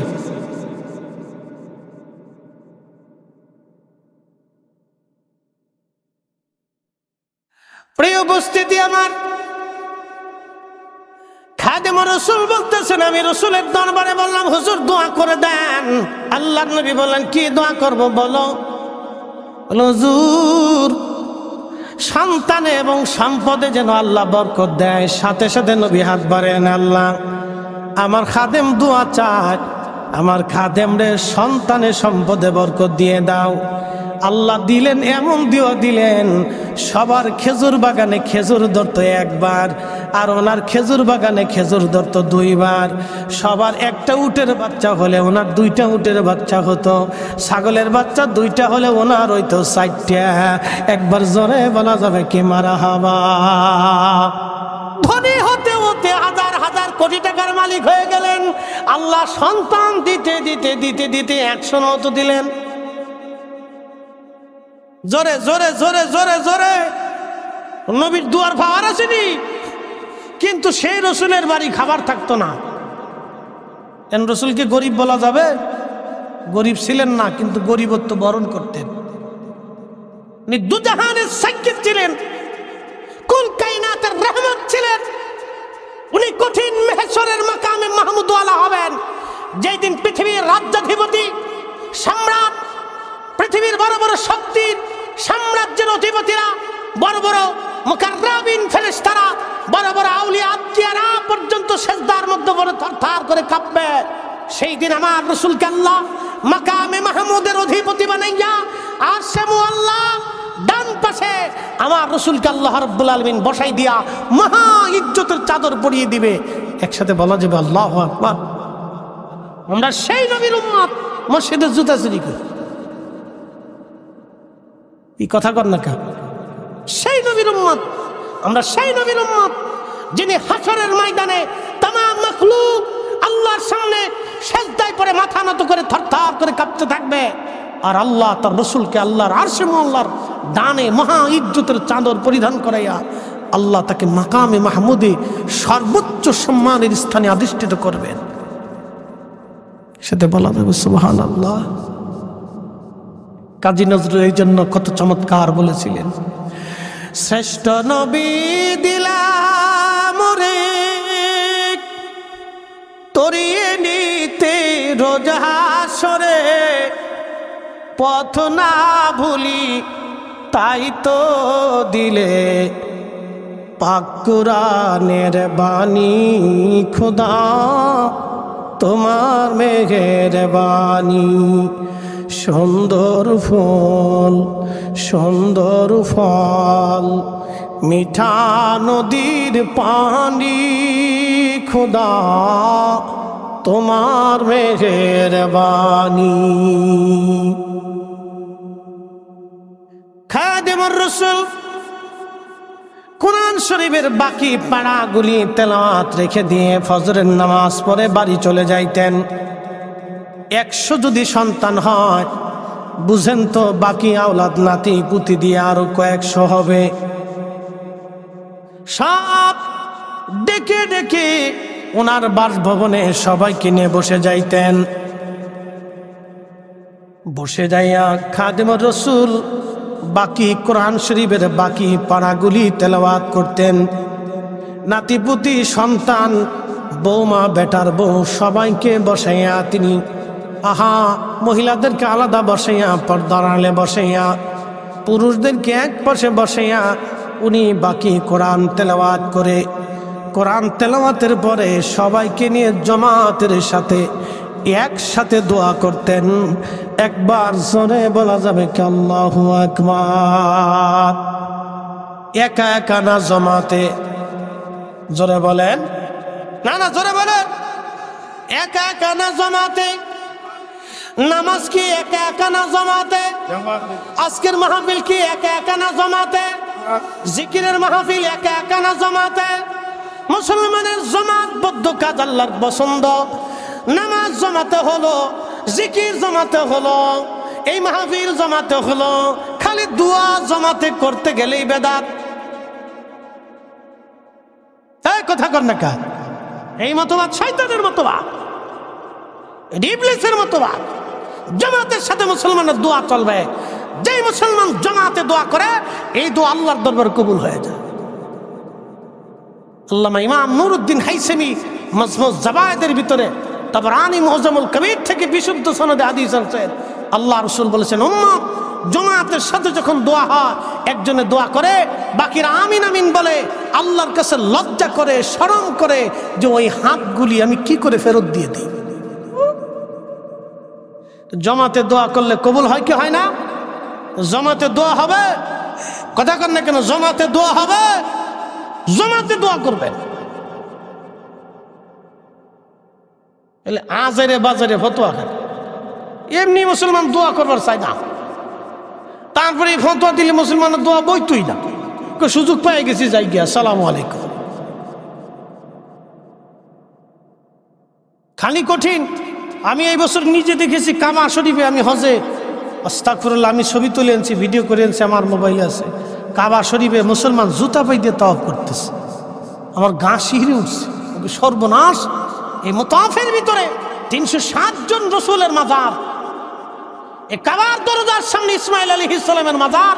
মুসলমানের কলিজায় সাহস করতে এখানে জুতা পাই দিয়ে তাওয়াফ করে। আমি হাজিদেরকে দেখছি, শত শত হাজি জুতা পাই দিয়ে তাওয়াফ করতেছে। একটু লজ্জাও করেন, একটু ভয় করে না, পুলিশে বাধাও দেয় না। এগুলি মুসলমানদের জন্য আসনি সংকেত। আগামী দিন মুসলমানদের কঠিন দিন আসবে। কারণ একটা কথা মনে রাখবেন, দরবারের সালাতে, দরবারে মুস্তাফাতে বেয়াদবি, আল্লাহর হেরেমের সাথে বেয়াদবি, এটা আল্লাহ কখনো বরদাস্ত করবে না। কথা বলেন ঠিক না বেটা? কখনোই না। মুসলমানদের আগামী দিন আরো কঠিন হবে। আপনি দেখেছেন ইসরায়েল ফিলিস্তিনকে মারতে মারতে মারতে মারতে পিষে ফেলে দিয়েছে, তারপরে কেউ কথা বলে না। মুসলমান কোন দেশ কথা বলে না। যাদেরকে আপনারা বিরাট বড় কিছু মনে করেন, সৌদির বাচ্চা, জর্দানের বাচ্চা, ওমানের বাচ্চা, ওই আপনার কি বলে কাতারের বাচ্চা, দুবাইয়ের বাচ্চা, এই আপনার কুয়েতের বাচ্চা, এদের বউ আছে 35টা, 30টা, 22টা, 20টা। এটা মানুষ না গরু আমি নিজেও জানি না।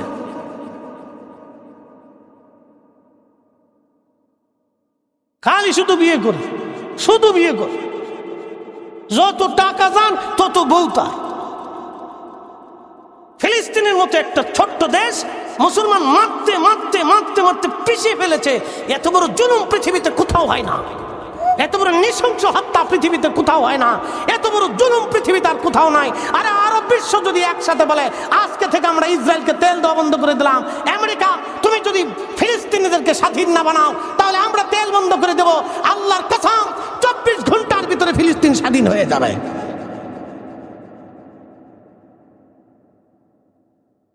কিন্তু বড় আফসোস, আজকে তারা 65 ইহুদিদের গোলাম হয়ে গেছে।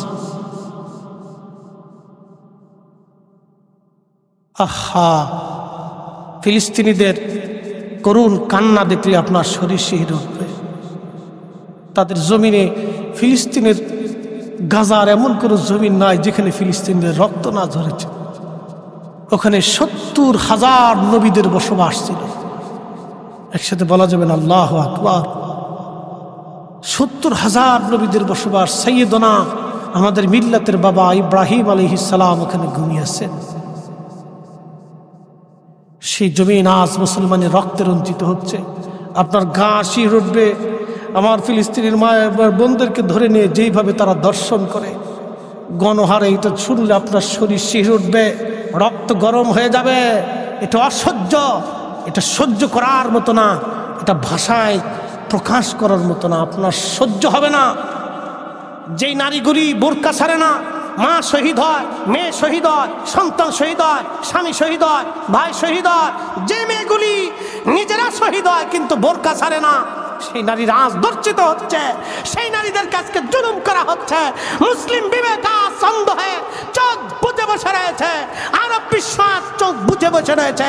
মুসলমানের কঠিন দিন আসতেছে, কঠিন দিন মুসলমানের আসতেছে। আপনি জানেন তাদের বদদোয়া মুসলমানের ঘরে ঘরে পৌঁছাবে। কষ্ট হচ্ছে আপনাদের? একসাথে বলেন তো আল্লাহু আকবার। ওয়াজ আমার শেষ, দোয়া কি চলবে? কথা কর না কেন? দোয়া চলবে? একা একা ভালো না জমাতে ভালো? বলেন, একা ভালো না জমাতে ভালো?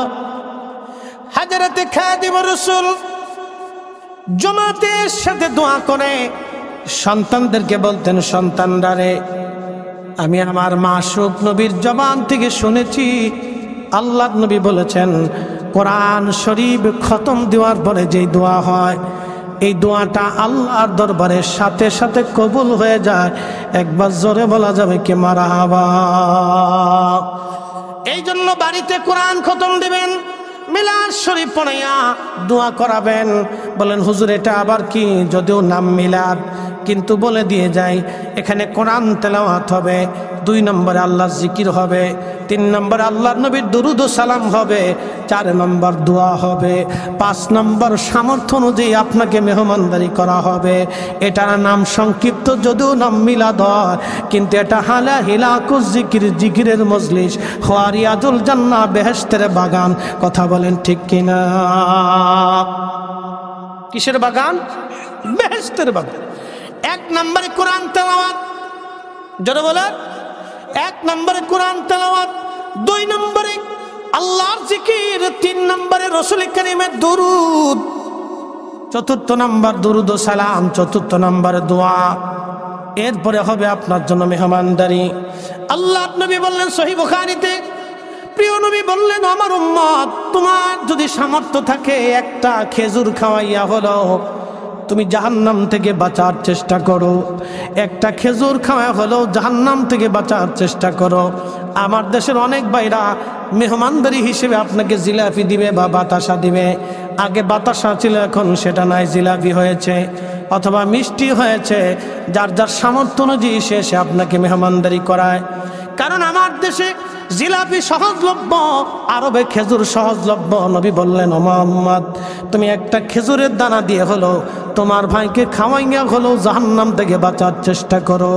মিলাদের শেষে বা দুয়ার শেষে আপনাকে কিছু তাবারক বা হাদিয়া অথবা কোনো উপটোকন খাবার হিসেবে আপনার দেওয়া হবে। বিরিয়ানি খিচুড়ি আপনাদের এলাকার সামর্থ্য অনুযায়ী, এলাকা ভিত্তিক অনুযায়ী হবে। এই এলাকা ভিত্তিক খাবার থেকে আপনারা কোনো কর্মতে সহজ করে দেখবেন না, কারণ বাবাজি রিজিক আল্লাহর পক্ষ থেকে আসে। কোনো রিজিককে ছোট করে দেখা উচিত না, কারণ এটা আল্লাহ বান্দার জন্য নির্বাচন করে থাকে। ওয়া তারজুকু মান তাশাউ বিগাইরি হিসাব, আমি যাকে খুশি তাকে অগণিত রিজিকের মালিক বানায় দেই। মানুষ রিজিকের সন্ধানে ভিখারি বেশি, খাবার সামনে নিয়ে খাবারের জন্য মানুষ ভিক্ষা করে খায়। বহু মানুষ আছে ভিক্ষা করে দ্বারস্থ হয়ে খায়। বাবাজি আল্লাহ আপনারে ভিক্ষা করান নাই, দ্বারস্থ করান নাই। আল্লাহর শুকরিয়া আদায় করতে হবে। আল্লাহর বান্দা যা খাওয়ায় তাই খাওয়ার পরে আল্লাহর প্রশংসা করতে হবে। অনেকে দোষ ধরে লবণ হইল না মরিচ হইল, মরিচ হইল না তেল হইল, তেল হইলে না মিষ্টি হইল। এবার খাবারের মধ্যে দোষ ধরে, ভুল ধরে, এটা ধরে সেটা ধরে। এরপরে বলে খাবার ভালো দিতে পারবি না, তা দাওয়াত দিলি কে? কি কথা কন না কে? তুই খাবার ভালো দিতে পারবি না, দাওয়াত দিলি কে? এ কথা বলা যাবে না বাবাজি। যা রিজিক সামনে আসে আলহামদুলিল্লাহ বলে খেয়ে নিবে। কারণ বহু মানুষ আছে যারা খাবারের জন্য আফসোস করে। আমার দিকে তাকান, হজে যায়, আর যদি আল্লাহ তৌফিক দেয় কোনোদিন হজে যাওয়ার পরে দেখবেন আফ্রিকান হাজিরা আসে। আপনার দেখলে খুব মায়া লাগবে। আফ্রিকান হাজি, ওদের হাত দেখলে বুঝবেন যে কি পরিমাণে কাজ করে। পা দেখলে বুঝবেন যে ওরা কয়শো মাইল যে হাঁটে তার হিসাব নাই, জুতাও নাই। কোনোরকম একটা পাতলা স্যান্ডেল গায়ে দিয়ে আসে, ওইটা আসে, আর একটা পাঞ্জাবি পায়জামা থাকে। তো ওদের দেশের কোয়ালিটি করে বানানো। তো দেখলে বুঝবেন এক পাঞ্জাবি গায়ে দিয়ে সারা হজ করে ওরা। দেখলে বুঝবেন যে কি দরিদ্রতার হাল। একটা তসবি হাতে থাকে, ওরা বেশিরভাগই তসবি তেলাওয়াত করে আফ্রিকানরা। আর খুবই দরিদ্র চেহারা দেখলে বুঝবেন যে কি অভাবের মধ্যে পায়ে হেঁটে বহু কষ্ট করে ওরা হজে আসে কোনো রকম। থাকে কোথায় জানেন? দূরে দূরে 2, 3, 4, 5 কিলোমিটার দূরে থেকে হাঁটতে হাঁটতে হাঁটতে হাঁটতে হেরেম আসে। একবারে জোহরে ঢুকে একবারে এশা পড়ে তারপরে যায়। ওরা বসে থাকে, এই যেখানে হাজি সাহেবরা আছে তারা দেখছে, ওরা হেরেমের ঢুকার সময় রাস্তার পাশে ওরা বসে থাকে, কারো কাছে ভিক্ষা টিক্ষা চায় না, চুপচাপ বসে থেকে তসবিহ পড়ে। যারা গরিব তারা বসে থাকে। তো হাজিরা অনেকে তার খাবার দেয়, যা দিলি খায়, না দিলি বসে থাকে। বুঝতে পারছেন? এই জন্য রিজিক যেটা আসে শুকরিয়া আদায় করবে। মেহমানদারি কোনোটাকে ছোট করে দেখবেন না। আল্লাহ জিলাফির দিক আর বাতাসে দিক, ছোট করে দেখার কিছু নাই। এই জিলাফির জন্য কত মা আছে সন্তানরা জিলাফিও কিনে দিতে পারে না। কি কথা কন নাকি? আসে না? যদি দেখতেছেন তো আমার সাথে চলেন। হ্যাঁ, খুব মনোযোগ দিয়ে। তো এই জন্য আপনাদেরকে বলবো দোয়া চলবে। কথা কন ঠিক কিনা? দোয়া কি হবে? চলবে। বাড়িতে মিলাদ শরীফ, নাম মিলাদ, কিন্তু কাজ কার? না না, একসাথে বলেন কাজ কার? একসাথে বলেন কাজ কার? কাজ আল্লাহ। আমাদের দেশে মাহফিলের বিভিন্ন নাম আছে। কোন মাহফিলের নাম দেয় ইসলামিক জালসা, কোন মাহফিলের নাম দেয় তাফসীরুল কোরআন মাহফিল, কোন মাহফিলের নাম দেয় খতমে বুখারী, কোন মাহফিলের নাম দেয় ইসলামী সম্মেলন, কোন মাহফিলের নাম দেয় হালকায় জিকির, কোন মাহফিলের নাম দেয় দুয়ার মাহফিল। নাম এক একটা ভিন্ন, কিন্তু কাজ কয়টা? জোরে বলেন। না না, একসাথে বলেন কাজ কয়টা? কাজ কার? কাজ কার? নাম মিলাদ, কিন্তু কাজ তো আল্লাহ। কি কথা কন না কে? কাজ কার? এটা নিয়ে ঝগড়া করবেন না, মতানৈক্য করবেন না, ঠোঁয়াঠুই করবেন না, মিলেমিশে করবেন। এটা সহজ। কাজ কার? প্রথমে কোরআন তেলাওয়াত কার? জিকির কার? দুরূদ শরীফ কার? এটা আল্লাহর নিয়ম। দুরূদ শরীফ আল্লাহর নিয়ম, দুরূদ শরীফ আল্লাহ রসুলের, যদিও রসুলের, কিন্তু মূলত হাকিকতে আল্লাহরই। কথা ঠিক কিনা? হাকিকতে কার? আল্লাহ। কারণ দুরূদ শরীফে প্রথম যখন শুরু করেন তখন কি বলেন? আল্লাহুম্মা, হে আল্লাহ, সাল্লি আলা সাইয়্যিদিনা মাওলানা মুহাম্মদ। আমার এই সালাত, আমার এই দুরুদ, আমার এই দোয়া আপনি আমার সাইয়্যিদ, আমার অভিভাবক, আমার রসুলের উপরে আপনি পাঠায় দেন। ও আলা আলে, এবং তার আহলের উপরে। সাইয়্যিদিনা, যিনি আমাদের সাইয়্যিদ, মাওলানা, যিনি আমাদের অভিভাবক, মুহাম্মদ সাল্লাল্লাহু আলাইহি সাল্লামের উপরে পৌঁছায় দেন। একবার জোরে বলা যাবে কি মারহাবা? আল্লাহুম্মা সাল্লি আলা। একটু সাহায্য দিতে দেন না, সময় বলতেছে। মুহাম্মদ ওয়া আলা আলি সাইয়্যিদিনা।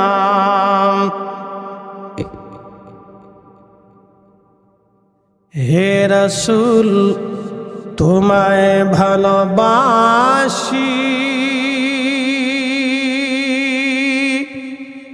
অন্তরে শুধু, মুখে নয়। জান্নাতের আশায় নয় হে রাসূল,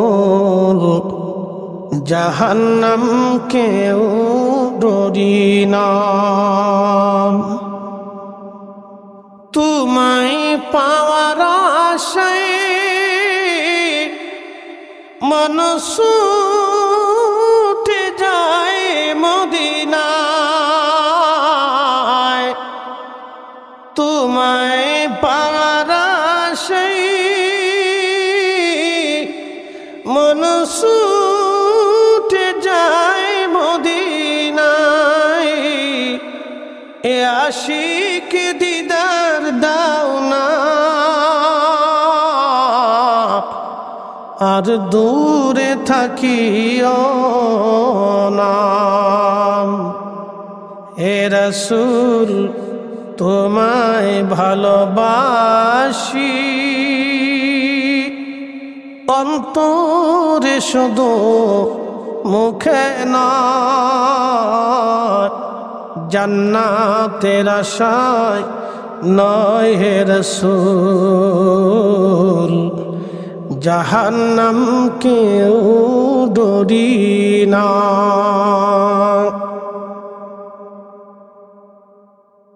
মাদারগঞ্জবাসী, আপনি যদি বলেন রসুল নাই, তাহলে আমি বলবো ভুল।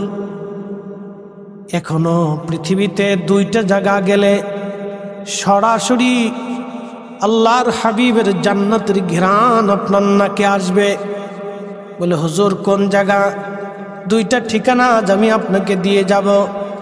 1 নম্বর বাইতুল আকসাতে যেই পাথর এখনো আছে, যেই পাথরে আমার নবীজির কদম মোবারকের ছাপ লেগেছিল।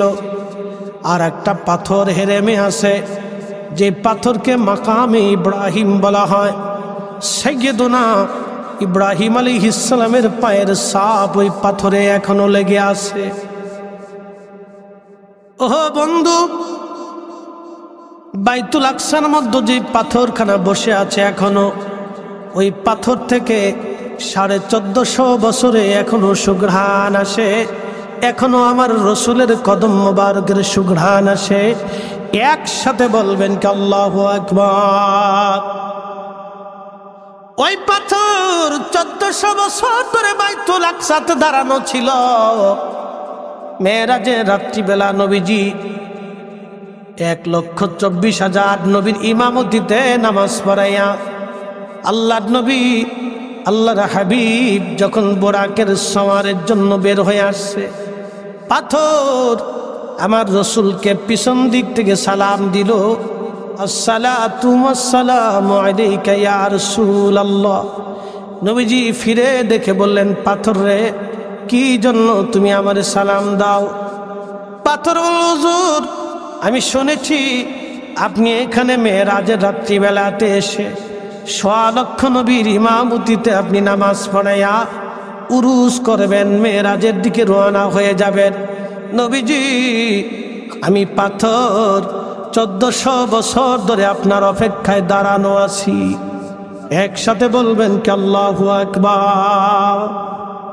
আমি যদি আরব হতাম, মদিনারি পথ, সেই পথ দিয়ে হেঁটে যাইতেন নূর নবী হাজরাত, নূর নবী হাজরাত। পাথর রে, 1400 বছর ধরে তুমি দাঁড়ানো, কি চাও? পাথর ডেকে বলেন, ইয়া রাসূলুল্লাহি, আপনি বোরাকে চড়বেন? কিছুই আমি তেমন চাই না, শুধু কদম মোবারক আপনি আমার পিঠের মধ্যে রেখে বোরাকে সওয়ার হয়ে যাবেন। আপনার পায়ের কদম মোবারকের একটু ধুলির আশায় আমি 1400 বছর ধরে দাঁড়ানো আছি। একবার জোরে বলেন আল্লাহু আকবার। এটার নাম হুব্বে রসুল, এটার নাম ভালোবাসা। ভালোবাসার জন্যে 1400 বছর ধরে পাথর দাঁড়ানো। প্রিয় নবী কদম মুবারক যখন রাখলেন, সেই পাথরকে আল্লাহ বললেন, পাথর তুমি এখনই মোমের মতো নরম হও, কারণ আমার রসুল আমার দিদারে আসতেছে, মহা সম্মানে নিয়ে আসতেছি। পাথর রে, আমার বন্ধুর যেন কোনো কষ্ট না হয়। পাথর সঙ্গে সঙ্গে মোমের মতো গরম, নরম, মোমের মতো নরম হয়ে গেল।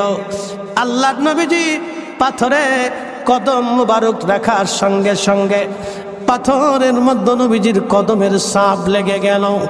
1450 বছর এখনো বাইতুল আকসাতে সেই পাথরখানা সংরক্ষিত আছে। ওই পাথরের ভিতর থেকে অটোমেটিক আমার রসুলের কদম মুবারকের সুঘ্রাণ 1450 বছর আসতে থাকে। আতর লাগানো লাগে না। আর ওই সেন্টের সঙ্গে ঘিরানের সঙ্গে পৃথিবীর কোনো আতরের মিল হবে না। একবার জোরে বলা যাবে কে মারহাবা।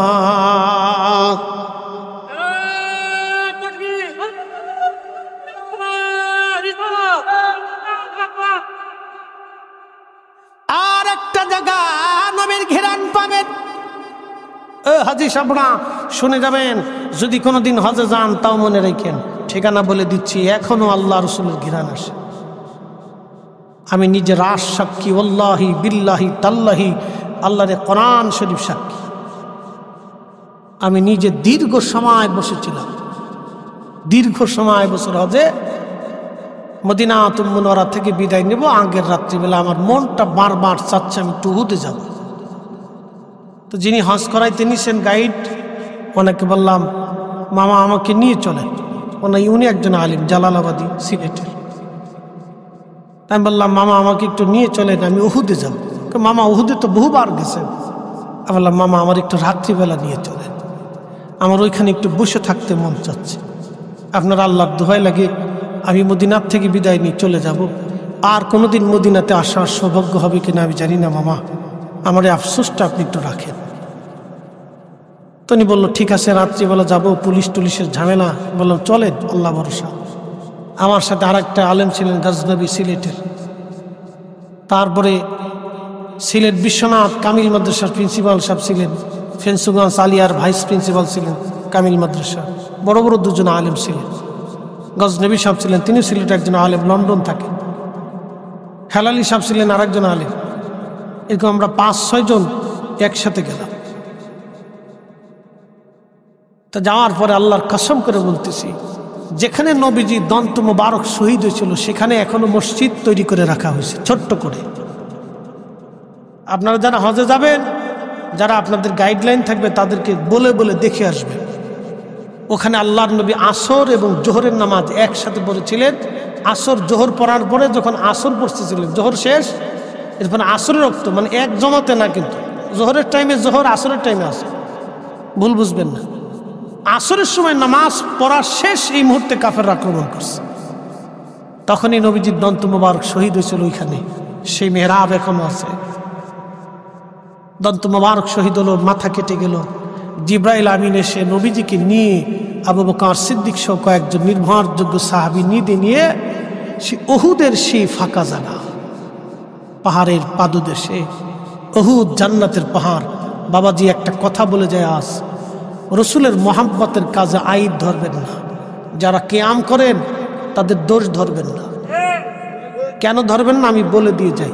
তারা স্রেফ আল্লাহ রসুলের সম্মানের জন্য দাঁড়ায়, দুনিয়ার কোনো ব্যক্তির সম্মানে তারা দাঁড়ায়, শুধু আল্লাহ রসুলের ইজ্জতের দিকে তাকায় তারা দাঁড়ায়। সব কাজকে বেদান্ত বলে উড়িয়ে দিবেন না। পৃথিবী বিখ্যাত ইমাম মালিক ছিলেন, 80 বছর মদিনার হাউদের ভিতরে কোনোদিন জুতা পরেন নাই, থুতু ফেলেন নাই, পায়খানা পেশাব পর্যন্ত করেন নাই। জিজ্ঞাসা করলে বলতেন, বলো যেই মাটির নিচে রসুল ঘুমানো, আমি ইমাম মালিকের কি করে সাহস হতে পারে সেই রসুলের দরবারে মুস্তাফাতে আমি জুতা পায়ে দিয়ে হাঁটবো, আমি মরে যাব তো জুতা পরবো না। একসাথে বলবেন আল্লাহু আকবার। আপনি তাজিমকে ছোট করে দেখার সুযোগ নাই, রসুল ছোট করে দেখেন নাই বিধায় ওনার সাথে 100 বার স্বপ্নে কথা বলে গেছেন। একসাথে বলবেন না মারহাবা। যেন ছোট করে দেখবেন না, এগুলিকে স্রেফ নিষিদ্ধ করে দিয়ে আপনি এটাকে ফেলে দিতে পারেন না, ফেলে দিতে পারেন না এগুলি। তো খুব মনোযোগ দিয়ে উহুদে আল্লাহ রসুলকে সেই পাহাড়ে নিয়ে যাওয়া হলো, পাহাড়ের কোনায়। শোনেন, উহুদ কেন জান্নাতে যায়, উহুদ কেন জান্নাতে যাবে, শুধু এতটুকু শুনে যাবেন। উহুদের সেই কিনারে, পাহাড়ের কিনারে একটু ছোট্ট ফাঁকা জায়গা আছে, পাথরের মাঝখানে ফাঁকা। এই ফাঁকা জায়গাতে আল্লাহ নবীকে নিয়ে যাওয়া হলো। সারা উহুদের সংবাদ ছড়িয়ে গেছে, রসুল শহীদ হয়ে গেছেন, নবীরে পাওয়া যায় না। কিন্তু গোপনে নবীজিকে ওইখানে নিয়ে যাওয়া হলো যেন কাফেররা টের না পায়। আল্লাহ নবীকে নিয়ে যাওয়া হলো ওইখানে। নবীজি আহত হয়েছিলেন, অসুস্থ হয়ে পড়েছিলেন। ওইখানে নিয়ে সাহাবীরা আল্লাহ নবীকে সেবা শুশ্রূষা করতেছিলেন। কিন্তু আপনি জানবেন, এইখানে নেওয়ার কারণে, উহুদ রসুলকে এতটুকু মহব্বত করার কারণেই আল্লাহ নবী খুশি হয়ে বললেন, সাহাবীরা রে, উহুদ আমাকে ভালোবাসে, আমি নবী নিজে উহুদকে ভালোবাসি। আলা বাবিব মিন আবওয়াবিল জান্নাহ, জান্নাতের দরজার পাশে আমার উহুদের জায়গা হয়ে যাবে। আমার উহুদ রে জান্নাতের দরজার পাশে আল্লাহ রেখে দিবেন। একবার জোরে বলা যাবে কি আল্লাহু আকবার। যদি পৃথিবীতে কোন জান্নাতি পাহাড় আপনি দেখতে চান, উহুদের দিকে তাকাবেন, উহুদের পাথরের কাছে যায় বসবেন, উহুদের পাশে যায় বসবেন, দেখবেন সে জান্নাতের পাহাড়। ও জান্নাতে চলে যাবে শুধু রসুল ভালোবাসার জন্যে। ওইখানে আমরা কয়েকজন মিলে রাত্রিবেলা গেলাম, সিমেন্ট দিয়ে লাগানো দিয়া হয়েছে, তার কাটা কাটা। প্রথমবার উমরায় গিয়েছিলাম, ঢুকতে পারি নাই। এবছর হজে রাত্রিবেলা পালিয়ে ঢুকলাম। ঢুকার পরে আল্লাহর কসম করে বলি, আল্লাহ আমার জীবন এবং মৌত আল্লাহর হাতে। ওই মালিকের শপথ করে বলতেছি, আমি আমার নাককে এবং আমার সাথে যারা ছিলেন ওনাদের সাথে আমরা কয়েকজন একসঙ্গে ছিলাম, আমাদের কারো নাক আমরা ফাঁকি দিতে পারবো না। ওইখানে যেখানে রাসূল বিশ্রাম করেছিলেন ওই ফাঁকাতে রাত্রিবেলা এশার নামাজের সময় যখন আমরা উঠলাম, তখন লক্ষ্য করলাম বাতাসের মাধ্যমে সুগরান ভেসে ভেসে আসতেছে। একবার জোরে বলা যাবে কি আল্লাহু আকবার।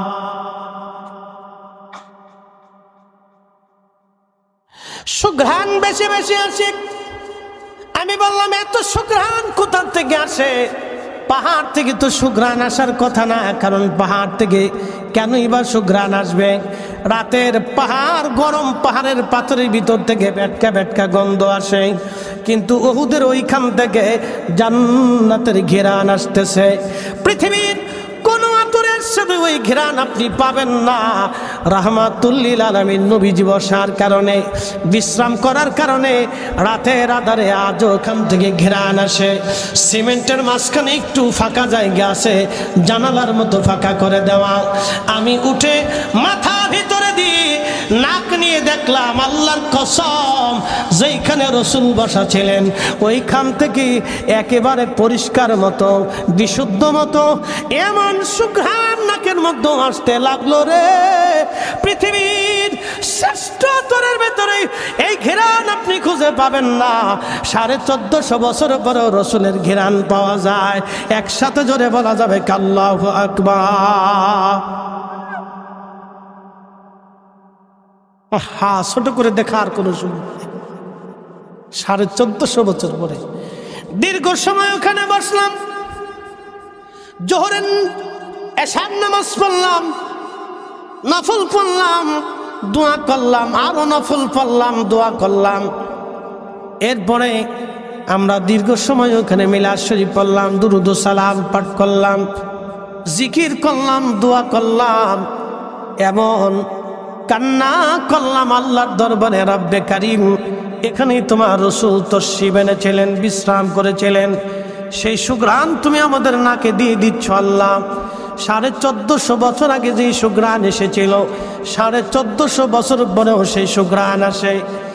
রব্বুল আলামিন সুঘ্রাণ যেহেতু দিলা জান্নাতের, ক্ষমা যদি না করো মদিনার থেকে আর নিও না, ক্ষমা যদি না করো মদিনার থেকে বিদায় দিও না, মাফ যদি না করো মদিনার থেকে বিদায় দিও না। এইভাবে দীর্ঘ সময় আমরা কান্নাকাটি করলাম, কারণ মদিনার থেকে পরের দিনই আমরা বিদায় নিয়ে চলে আসব। খুব মনোযোগ দিন, হুব্বে রাসূল থেকে আপনি ছোট করে দেখবেন না। যারা ইয়া নবী সালাম আলাইকা বলার পরে দাঁড়ায় যায়, বন্ধ দেখার কোনো সুযোগ আপনার নাই, খাটো করে দেখার কোনো সুযোগ নাই, নিন্দা করার কোনো সুযোগ নাই। আপনি ভাবতেছেন এরা বুঝি বিরাট বড় অন্যায় করতেছে। যদি তাই হয় ইমাম মালিকরে প্রশ্ন করেন, 80 বছর ধরে একাধারে কেন আপনি বেদাত করলেন? যা সাহাবী করল না আপনি সেটা কেন করলেন? হযরতে ইমামুল আজম আবু হানিফাকে জিজ্ঞেস করলেন, ইমাম আজম, যাহা সাহাবী করলো না আপনি মদিনাতে তাহা কেন করলেন? শাহ ওয়ালিউল্লাহ মুহাদ্দিস দেহলভী মক্কা থেকে খালি পায়ে মদিনার দিকে রওনা দিতেন। জিজ্ঞাস করেন, শাহ ওয়ালিউল্লাহ, আপনি এত বড় মুহাদ্দিস হওয়ার পরেও আপনি কেন জুতা খুলে মক্কা থেকে মদিনায় গেলেন? যা সাহাবী করে নাই এত বড় বেদাত আপনি কেন করলেন? একটাই জবাব দিবে, আল্লাহ রাসূল যেখানে সেখানে আমি জুতা পাই দেব কেমনে? আমি সাহস হয় না রাসূলের দরবারে বেয়াদবি করা। একসাথে জোরে বলা যাবে আল্লাহু আকবার। অতএব এই কাজগুলিকে ছোট করে দেখার কোনো সুযোগ নাই, নিন্দা মন্দ করার কোনো সুযোগ নাই। এগুলোকে ছোট করে দেখবেন না প্রিয় ভাই আমার। আপনি ক্ষতিগ্রস্ত হয়ে যাবেন। বলে হুজুর কারণ কি? আপনাকে ছোট্ট করে একটু বুঝাই দিয়ে যায়, আজ শুনে যাবেন। পৃথিবীর যত বড় বড় আলেম ওলামা ছিলেন, তারা দরবারে মুস্তফাতে গেলে খুব আদবের সাথে হিমশিম খাইতেন, খুব কাঁপতেন, ডরাইতেন, যদি আল্লাহ রসুল অসন্তুষ্ট হয়ে যায় তা আমার জিন্দিগি বরবাদ হয়ে যাবে। শেষ আমার ওয়াজ একটা বাস্তব ঘটনার থেকে আপনাদেরকে করে বিদায় নিচ্ছি, মনোযোগ দিয়ে। এক বুজুর্গ মদিনাতে গেছে, তো মাদানি যারা, আমার দিকে তাকান, মাদানি যারা তাদের অভ্যাস হলো মানুষকে মেহমানদারি করা। যারা অরিজিনাল মাদানি তারা কি করে? মেহমানদারি করে। তো হাজিকে ডেকে নিয়ে সে মেহমানদারি করায়। তো খাওয়ার পরে দই দিছে, খাওয়ার পরে কি দিছে? দই। আমার দিকে তাকান, দোয়া শেষ 1 মিনিট, দই দিছে। তো দই দেওয়ার পরে মাদানি দই খাওয়ানোর পরে ওই বুজুর্গ বলতেছে, ধুর, মদিনার দই টক লাগে, আমি এটা খাবো না। মদিনার দই, জোরে বলেন মদিনার দই, একসাথে বলেন মদিনার দই টক।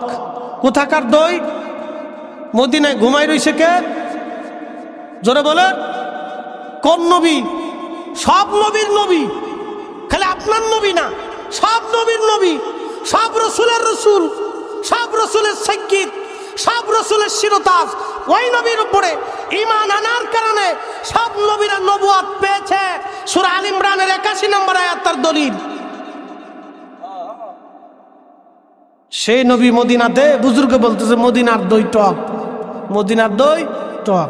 এ কথা বলে সে মুসাফির খানা, এখন তো হোটেল মোটেল আছে, আগে এগুলো ছিল না, মুসাফির খানা, মুসাফির খানা এসে ঘুমাইতেছে। স্বপ্নে দেখে রাহমাতুল লিল আলামিন লাঠি নিয়ে আসছে। লাঠি নিয়ে বলতেছে, এই বেটা, আমার মদিনার দই তোমার টক লাগে, বের হও, মদিনাতে তোমার থাকার কোনো অধিকার নেই, বেরাও এখনই, যাও মদিনার থেকে। আর কিছু আছে? কিচ্ছু নেই। বাবাজি, আজকে একটা কথা বলে দিয়ে যাই, আল্লাহর আদালতে আমরা সবাই আসামি। জোরে বলেন, আল্লাহর আদালতে আমরা সবাই আসামি না ভাই? আমরা সবাই গুনাহ করছি, সবাই কি করছি? গুনাহ করছি। তো আমরা সবাই আল্লাহর দরবারে আসামি। ক্ষমা কেমনে পাব? আল্লাহ কি মাফ করবে না? কথা কন না কেন? করবে না? করবে। কিন্তু ধরেন আল্লাহর আদালতে মামলা হেরে গেছে, মামলায় তো আমরা হেরে যাবই, কারণ 1 গিলাস চার হিসাব দিয়ে ফরিদি সাপ কেন, লক্ষ কোটি ফরিদিও আল্লাহর দরবারে নাজাতের কোনো রাস্তা নাই। আমরা সবাই আল্লাহর কাছে আসামি হয়ে যাই। কিন্তু আল্লাহ তার রসুলকে একটা রুখসত দিবে, ওয়ালা সাউফা ইউতিকা রাব্বুকা ফাতারদা। হুজুর, আমি আপনাকে খুশি করবই। আর এই আয়াতের তাফসীরে মাজানিতে রসুল বলেছেন, আমার উম্মত ব্যতীত আমি জান্নাতে যাব না, খুশি হব না। একসাথে বলা যাবে আল্লাহু আকবার। আল্লাহর আদালতে হেরে গেছেন, একটা আদালত খোলা আছে। আল্লাহর দরবারে হেরে গেছেন, রসুলের দরজা খোলা আছে। নবীর দরজায় গেলে আল্লাহ রসুল যদি আপনাকে মকবুল করে, কবুল করে নেয়, তাহলে আপনাকে সুপারিশ করে জান্নাতে নিয়ে যাবে। সুবহানাল্লাহ বলা যাবে না? আর যদি রসুল বেজার হয়ে যায়, তাহলে জায়গা কোন জায়গা আছে? একসাথে বলেন, কোথাও আছে? কোথাও নেই। এই বুজুর্গর আর জীবনে কিছু আছে? রসুলের দরজা থেকে সে বিতাড়িত হয়ে গেল। অপরাধ কি? শুধু মদিনার দই টক। এই জন্য যদি কোনোদিন মদিনাতে যান, আবার বলি, যদি এটা আপনারা অনেকে বুঝাবে না, যদি কোনোদিন মদিনাতে যান, মদিনার বাতাস, মদিনার খাবার, মদিনার আবহাওয়া, মদিনার গাছ, মদিনার মাটি, মদিনার সব কিছু যেন আপনার কাছে ভালো লাগে। আপনি মদিনার কোথাও এটা খারাপ, এটা ভালো দেখলাম না, এটা দেখলাম, এটা সেটা দেখলাম, মদিনা এটা ভালো লাগতেছে না, এগুলি কখনো বলবেন না। এটা কখনো বলবেন না। মদিনার সব ভালো লাগবে। আপনি রসুলকে ভালোবাসেন? না না, একসাথে বলেন, ভালোবাসেন? হাত উঁচা করে বলেন, রসুলকে ভালোবাসেন? তাহলে রসুলের সব ভালো। কথা কন, জোরে বলেন, জোরে বলেন, মদিনার সব, জোরে বলেন, মদিনার সব, মদিনার সব। আপনি আপনার স্ত্রীকে ভালোবাসেন? ধরেন বাসেন। কেউ কেউ বউ পাগল আছে না? বউ পাগল হওয়া ভালো। বউ পাগল হলে অন্য বেটির দিকে নজর যায় না। এটা ভালো। আমি খারাপ গুণ বলি, এটা ভালো গুণ।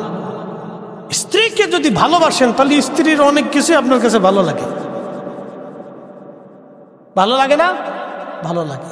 স্ত্রী যদি আপনাকে ভালোবাসে, তা আপনি যদি স্ত্রীকে ধমকও দেন, তারপরে দেখবেন আপনার স্ত্রী আপনার সাথে এসে এই হাসি দিয়ে, রং দিয়ে, টাং দিয়ে আপনার খুশি করার চেষ্টা করে। আর যদি বউ আপনারা অপছন্দ করে, তাকে গোলামের ফুত আমি বাধ্য গিয়ে।